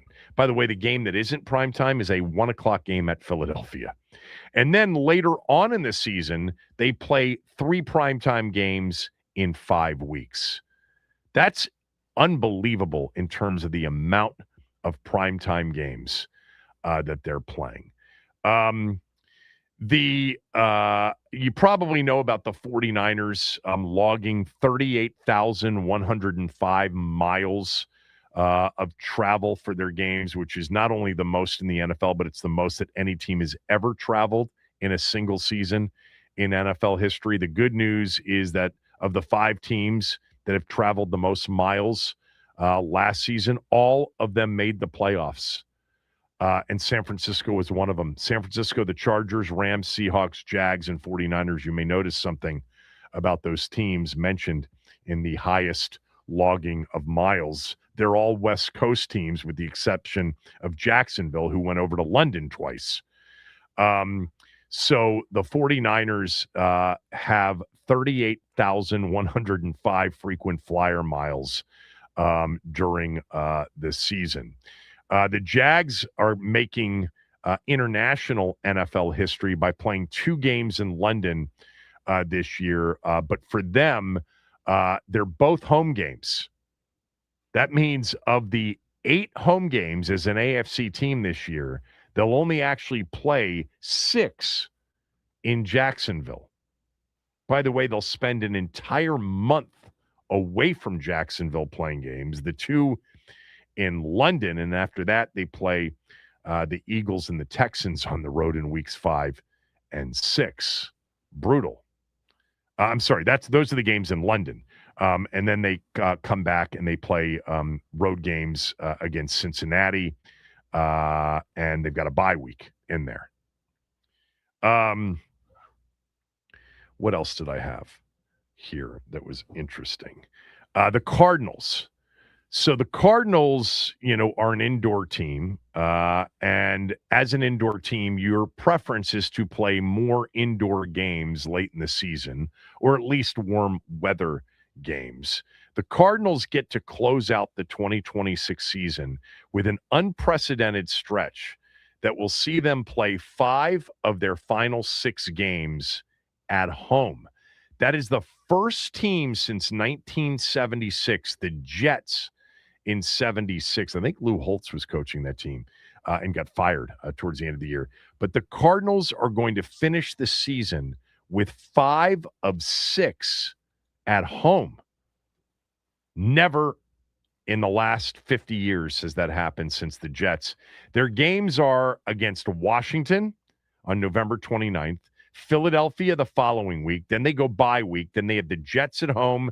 Their one road game is in New Orleans against the Saints. And then they have the Raiders and the 49ers at home. That is an unbelievable stretch of home games to finish up a season. The Panthers have not played on Sunday Night Football in 10 years. That changes this year in week 4 when they host the Lions. Where's the next one? How about the end of this season? The Lions are the only NFL team that has to close the regular season playing 3 road divisional games in the final 4 weeks. It's only happened to 2 other teams, and you guys may remember one of them. The 2016 Raiders and the 2021 Redskins, or Washington football team, excuse me. In 2021, if you recall, and by the way, that was a brutal end to that schedule because of the COVID absences that they had. But Washington ended that season with 5 straight division games. Dallas at Philly, Dallas on the road, Philly at home, and at the Giants. It was truly one of the weirdest scheduling quirks of all time. But Detroit this year has to finish the season 3 of its final 4 games at Minnesota, at Chicago, at Green Bay, with a game at home against the Giants mixed in. And then you get the Eagles and the Chargers this year. They will face an NFL high 4 teams that will be coming off a bye week, which is the most in the NFL. Last year, remember, our team was in that situation where we played 4 games last year against teams coming off their bye week, and we were 1-3 in those games. But one of the bye week teams that the Eagles will face will be Washington, November 1st, Sunday Night Football.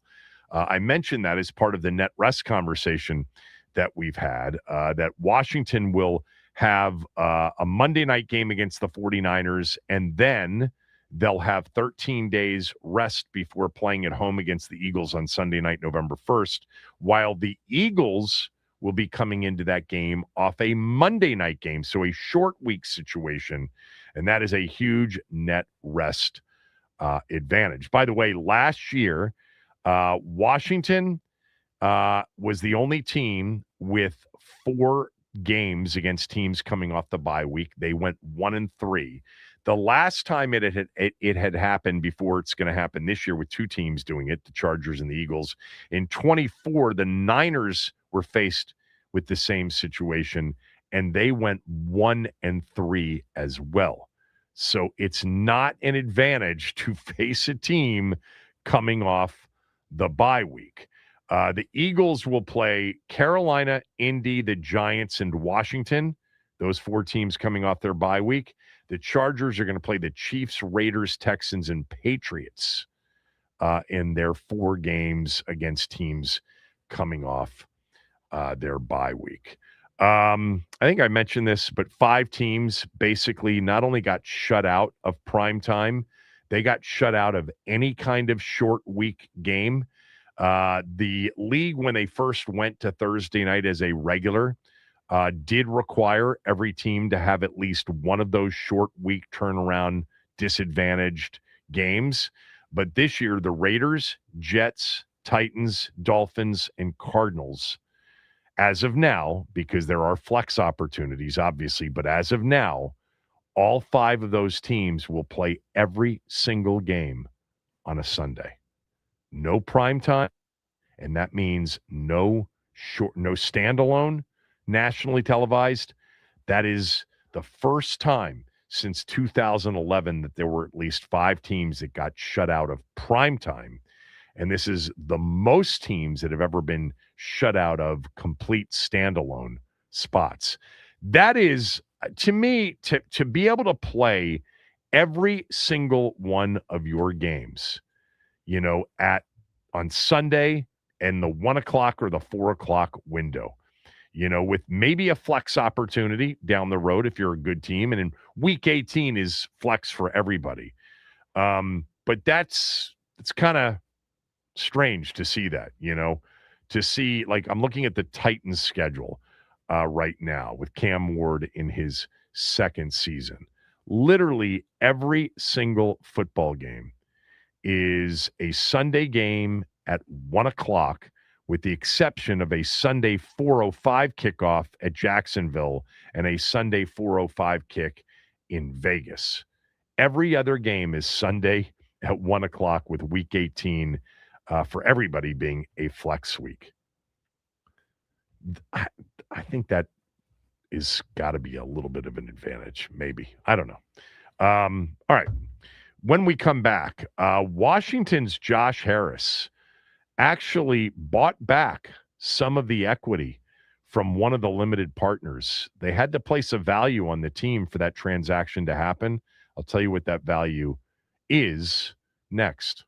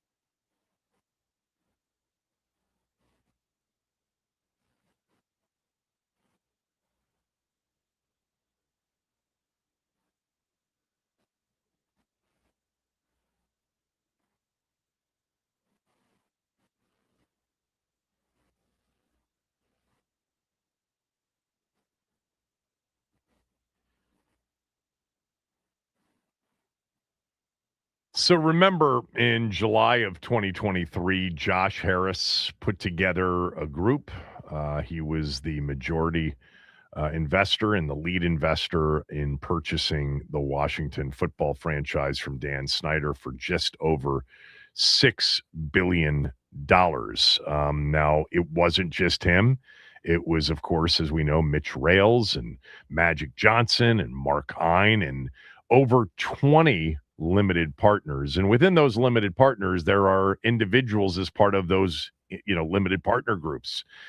There are, plenty of owners of our football team. Of course, Josh is the operating owner of our franchise and was the biggest investor, as was Mitch and Magic. But there are a lot of people that have a stake in our football team. I think I've been told if you count up all of the participants in the limited partnerships that bought in, there are probably 40 plus people who have a stake in the team, or at least a stake in the limited partnership that has a stake in the team. There was news recently that Doug Ostrover owns the Tampa Bay Lightning. He actually purchased the Tampa Bay Lightning, or a significant stake in the Tampa Bay Lightning back in 2024. So, literally about a year or so after buying into the Washington football franchise, he and his partner, Mark Lipschultz of Blue Owl Capital, an investment fund and an asset managers, they had bought into Washington together, and they had bought into the Tampa Bay Lightning together. Well, Ostrover, not Lipschultz, but Ostrover, recently sold his stake in the Washington Commanders. People have mentioned to me before, like, what do they actually get from being an owner? Do they ever get, any sort of ability to move their shares for a higher price without, Josh Harris choosing to sell the team? Well, this is a situation in which they wanted, or Doug Ostrover wanted to sell his shares back to the team, and the team said yes. And this was from the Wall Street Journal the other day. Harris himself is the buyer of Ostrover's most recent sale. The recent sale was valued in the neighborhood of $9 billion. That's up, obviously, from just over $6 billion when the team was purchased in July of 2023. Now, just so you know, if you don't understand this stuff, when even you do a private sale of private shares, you still have to put a value to the business so that there's a fair market value determined. It's a private transaction of equity, but you have to have a valuation on that equity. And the valuation, according to the Wall Street Journal, is in the neighborhood of $9 billion. That's up 50% from just 3 years ago. Look, I think we knew that when the Lakers had a $10 billion valuation shortly after the Washington sale, that immediately meant that the Skins were worth a lot more because they're an NFL team. Yes, the Lakers are the most valuable, I think, NBA team. I think they are. I don't know if the Knicks are more valuable or the Warriors. I know the Warriors are very valuable as well. But we knew that at $6 billion, especially when you also consider that the NFL is going to allow foreign investment, hedge fund investment. Most people believe that day is coming.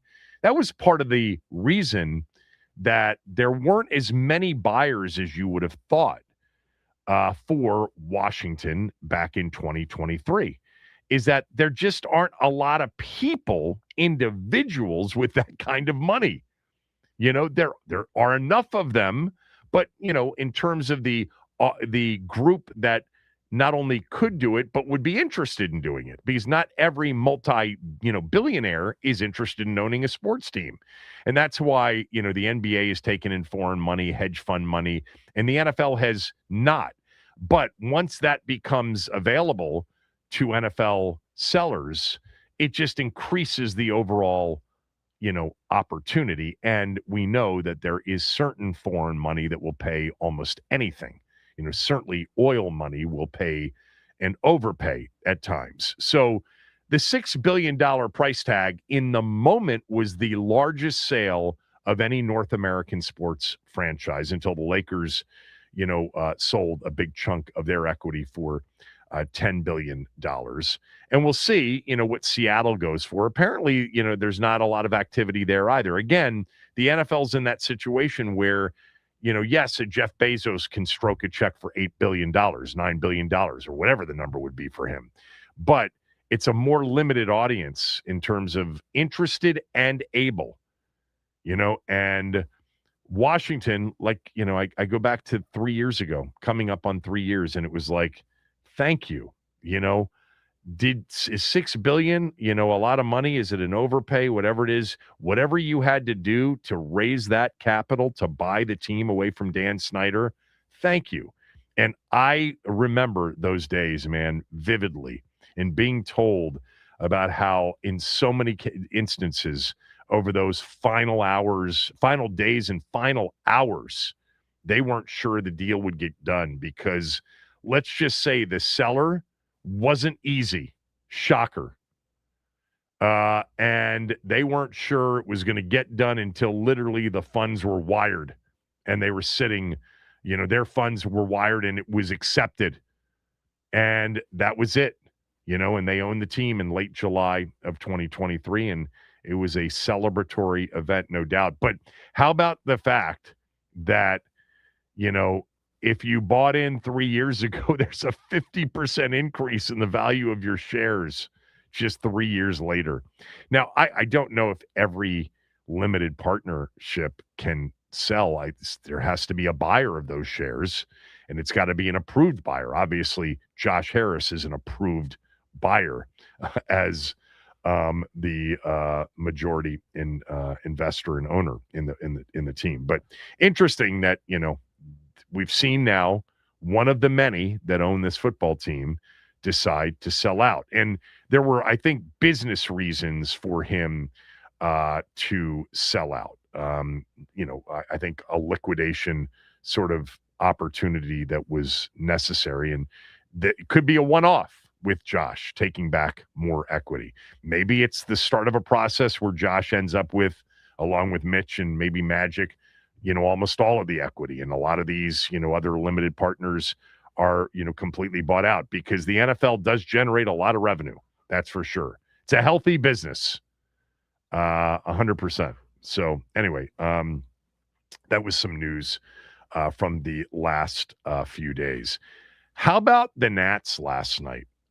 So they're in this series with the Mets. They lost that first game when they gave up an amazing 10 runs in the top of the 12th to lose 16-7. Last night in their game against the Mets, they were, down 5-0 going to the bottom of the second. And then things started to change. Bottom of the second, 5-0 Mets. Bases loaded, James Wood at the plate. Here's what happened. James Wood with the bases loaded, singled his first time up. The set for McLean. Here's the pitch.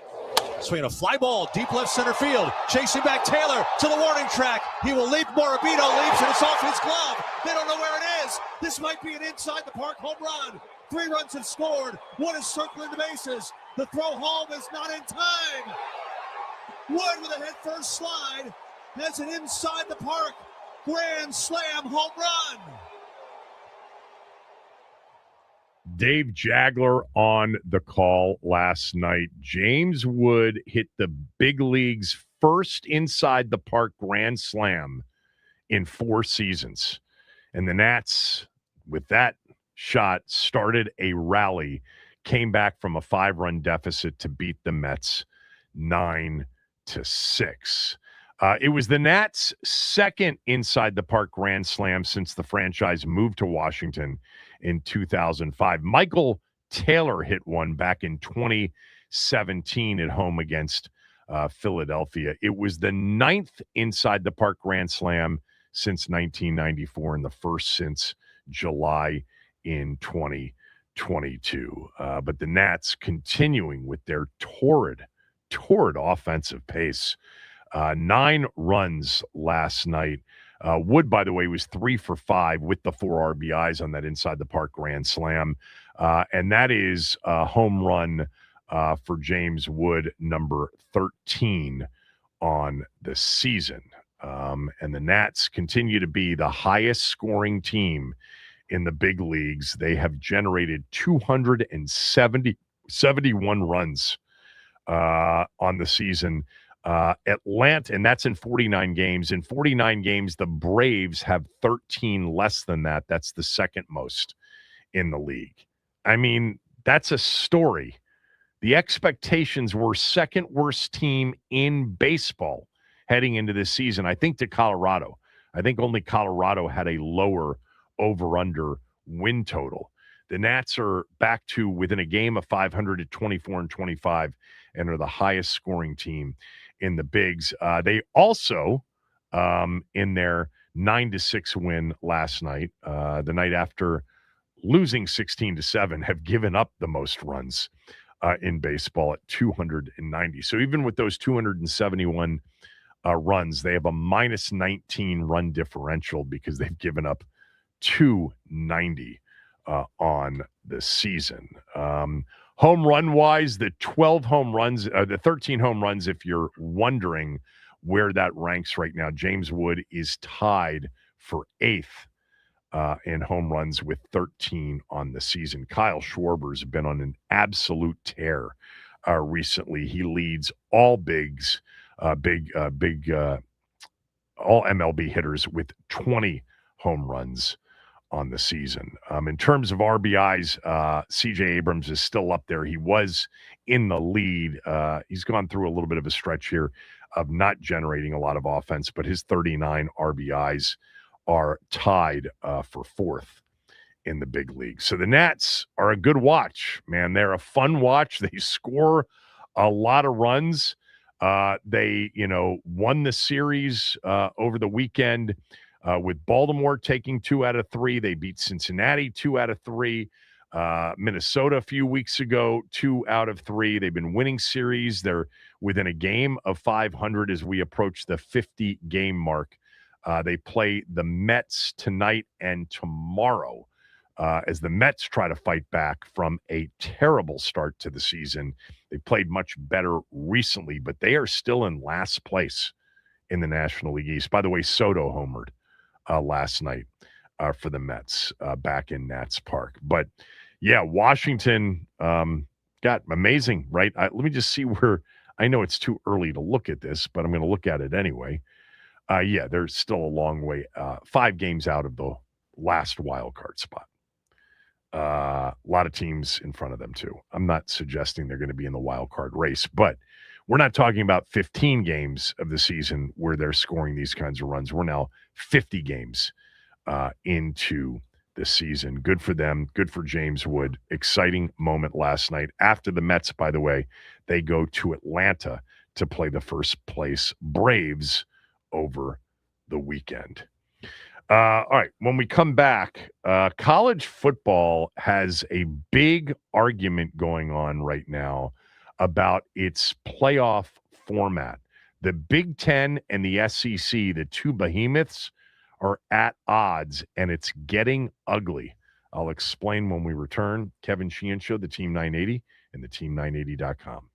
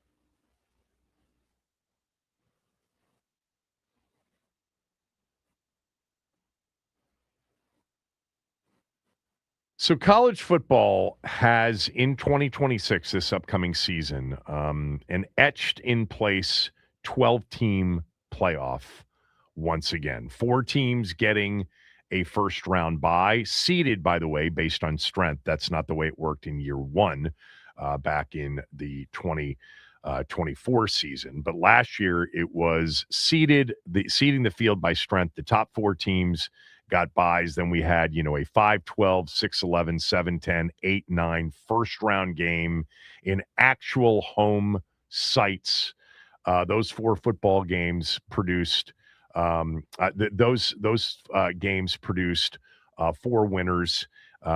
Those 8 teams produced 4 winners, which then joined the 4 bye week teams for quarterfinal games, which then started to utilize the bowl sites. And then the semifinal games were bowl sites, and then the national championship game in a standalone site. That is going to be the case again in 2026. However, there's been a lot of talk in the sport of college football about expanding the postseason. We saw that college basketball just expanded their NCAA tournaments from 68 to 76 teams. Not a big fan of that, but whatever.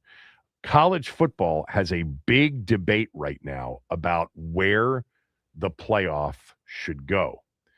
The Big Ten is very much in favor of a 24-team college football playoff, doubling the size of the playoff field beginning with the 2027 season. The SEC, however, and these are the 2 conferences that matter the most, they prefer an expansion to 16 teams. By the way, the perfect bracket. Everybody plays in that first round. One plays 16, 2 15, 3 14, etc. Tony Petitti is the commissioner of the Big Ten, and they had their spring meetings yesterday out in Big Ten country, Palos Verdes, California. That's where the Big Ten meetings are taking place. Not in Tractorland anymore. That's where the Big Ten meetings were always. Chicago, Indianapolis, Minneapolis. No, they're out in L.A. For the league's spring meetings. And Tony Petitti gave his first extensive public take on their proposal of expanding the college football team playoff to 24 teams. He basically said, if the SEC doesn't pivot from 16 to 24, the Big Ten will stand on 12 and they will not go to 16. And he just said, Plan B is staying where we are. Plan A is going to 24. Now, for the current 12-team model to change, the Big Ten and the SEC have to agree on the format. So the 2 big behemoths have to agree on what that new playoff field will look like, or they'll just stick with the 12. What I thought was interesting about this is Petitti said a couple of things, the commissioner of the Big Ten. First of all, he said, I just can't believe that a league doesn't want more versus less. He said, when I was at Major League Baseball, we never had to convince anybody that keeping more teams in the race is better for everybody and the fans, like we never had to do that. I feel like in this space, we're kind of being asked to do that. It's almost counterintuitive. I think that more teams alive as late as possible is a fundamental way that I thought about it when we're changing the playoff schedule. And he went on to explain what he thinks the benefit of a 24-team playoff would look like. First of all, just so you know, a 24-team playoff would have the top 8 teams, 1 through 8, have a bye, and then 9 would play 24, 10 would play 23, et cetera. 16 teams would play first-round games. The 8 winners would join the 8 bye teams in a round of 16, and then you'd go from there. Petitti said, quote, at 24, you're always trying to improve your resume during the regular season. Because I think a lot of people believe that if you went to 24, it would somehow render the regular season less important. He said at 24, you're always trying to improve your resume. So if you're somewhere between 16 and 24, 25. The last week of the season, you've got to protect your spot. That's number one. If you're somewhere between 17 and 18, you're trying to get in between 8 and 16 so you can get a home game. Home games are really valuable, right? So that first round, right, would be a home game opportunity. And then, obviously, you're still playing for a bye week. He said he thinks a 16-team field almost de-incentivized teams at the end of the year that already have a playoff spot lined up because they're not playing for a bye. They could be playing for home field, obviously, but that the bye is a big driver of it. And he said the economics of a 16-team field aren't feasible because they would render conference championship games to be meaningless. And conference championship games, he said, with the 4 big conferences, generate more than $200 million in game revenue. Just game revenue. He said, I don't think it works economically. I don't think it works scheduling wise. I think it doesn't create enough new inventory. And then the last piece, I don't think it gets enough access. So Tony Petitti in the Big Ten are in on a 24-team field. Greg Sankey and the SEC are in on a 16-team field. And the Big Ten has said it's 24 or nothing. We'll stick with 12. It'll be interesting to see how this sort of plays out. Yeah. That's the idea.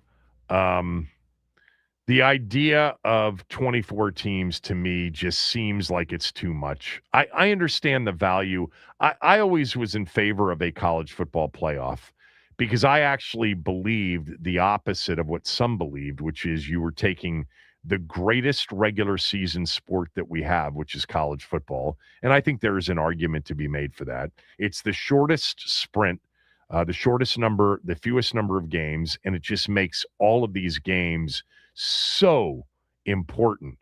And people would say you're going to ruin the regular season. And I said, no, if you have an 8-team playoff, let's say, or even a 12-team playoff, you'll have many more meaningful games at the end of the season because teams, after they lose once, aren't eliminated from a national championship chase. And I think the 12-team playoff has actually led to many more meaningful games at the end of the season. And by the way, the increased possibility of the championship games, more of them having meaning. Because when we did not have anything but a BCS title game, most of the conference championship games and many of the games at the end of the regular season were totally meaningless because it was essentially down to 3 or 4 teams and a couple of games that mattered. I think when you get to 24, you're now talking about teams that are going to be literally 6-4 with 2 games left in the regular season that are going to have a chance. And yeah, those games become more meaningful for those teams, but it also, I think, diminishes the strength of your playoff field. The 16, I don't love that either because there's no incentive for a bye, which, certainly is helpful in playoff formats. But I do kind of like the idea of a first round of 8 games, which I'm sure they would play. It'd be something like 4 on Friday. Maybe it'd be 2 on Thursday night, 2 on a Friday night, 4 on Saturday, something like that. Or you'd go all 8 on Saturday and you'd have 2 games going on simultaneously, which is what the NCAA basketball tournament has, obviously. When you have 32 first-round games over a 2-day period, get 16 in 4 TV windows. So you got 4 in each window going on simultaneously. It seems like football should be sort of these standalones, but if you had a 16-team playoff, Max, I think that's probably what you would get. And with a 24, by the way, the first weekend would be 16 teams. Second weekend would be 16 teams.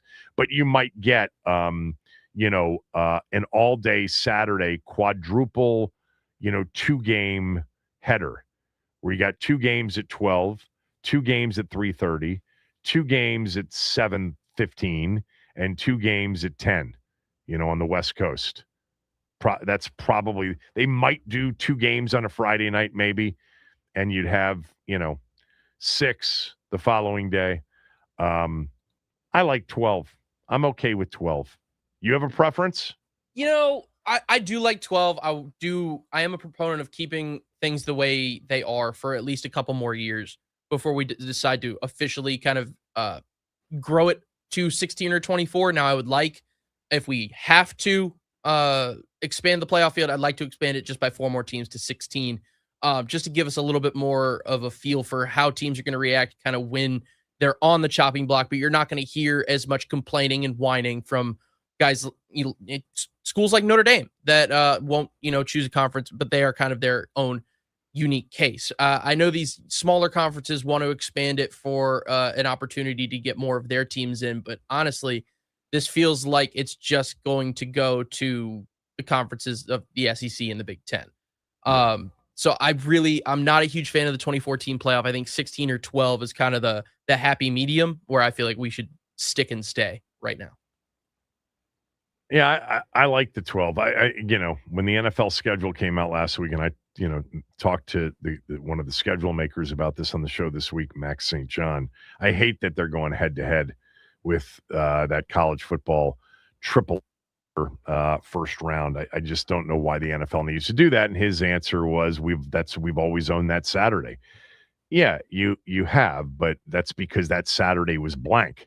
It didn't have anything other than the New Orleans Bowl, and a couple of, early terrible bowl games from places like, Mobile and Shreveport.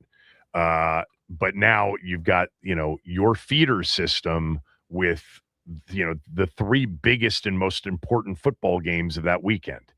But they don't care. They're going head to head. Speaking of the NFL, yesterday the league approved up to 10 international games starting in 2027.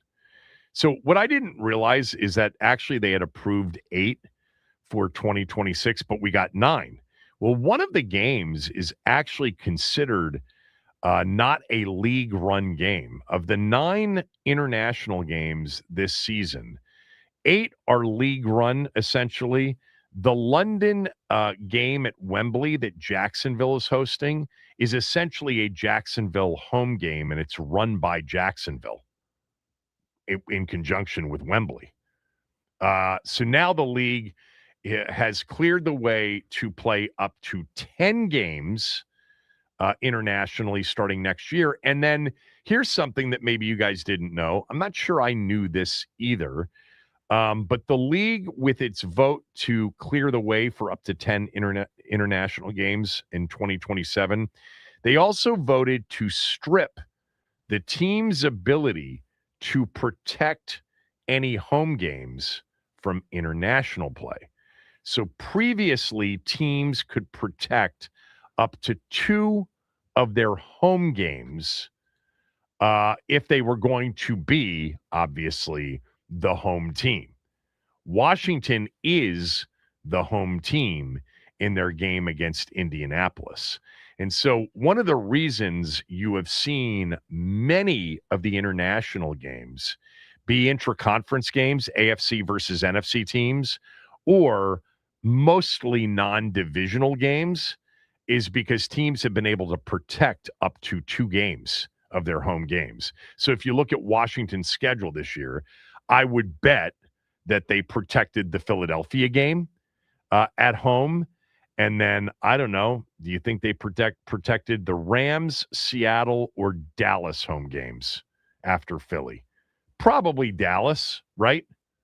They don't want to take a Dallas home game or a Philly home game, which, by the way, is a guaranteed sellout because of what the opponent's fans tend to sort of be at the level of the crowd. But I would bet that maybe Philly and Dallas were the 2 home games protected. That's my guess. Could have been the Rams or Seattle. The Rams and Seattle are the 2 best teams right now on paper that they have as home games. And they got breaks with those games. We've talked about this, but playing Seattle at 1 o'clock on a Sunday and playing the Rams at a 1 o'clock in a 1 o'clock game on a Sunday is advantage East Coast team. And they, ended up taking a game against the Colts, which would have been home, and, playing that one on the road. I'm wondering, as I look at their home schedule, I wonder if they had a preference for a team. Probably a team like Atlanta to play on in London was probably their preference. But that does make sense now as to why we've seen so many, AFC versus NFC games. Not, I'd have to look at it, but I would bet you 60% of the international games have been AFC versus NFC matchups. Even Jacksonville does play a divisional matchup against Houston, but then they play Philly as well. And we've got a San Francisco Rams matchup in Melbourne. But by the way, increasing it to 10, where's the next place the NFL goes that they haven't gone? Does Japan like the NFL? I don't know the answer to that. I wonder if a game in Tokyo, we've got Australia, they've covered now. It was Spain, Germany, UK, and what else? I guess there hasn't been a game in Italy. I have to say, though, I don't think the Italians like the NFL as much as the Germans, the English, and even the French do, and the Spanish do. Do you remember the Japan Bowl games from preseason back in the 70s? Washington played a game in Osaka, the famous Spurrier first preseason game against the 49ers in Osaka, Japan. I don't remember the crowd or anything. I remember specifically how Washington rolled up 38 points behind Danny Werfel's big performance, and Spurrier thought the NFL was easy after one preseason game in early August. I don't know where the NFL wants to go that they have not been to. Maybe somewhere in South America. We're already in Brazil. Maybe it's Argentina. By the way, speaking of Italy, I will be off for several days. Tomorrow, Friday, Memorial Day is Monday, but then next week as well, because that's where I am heading.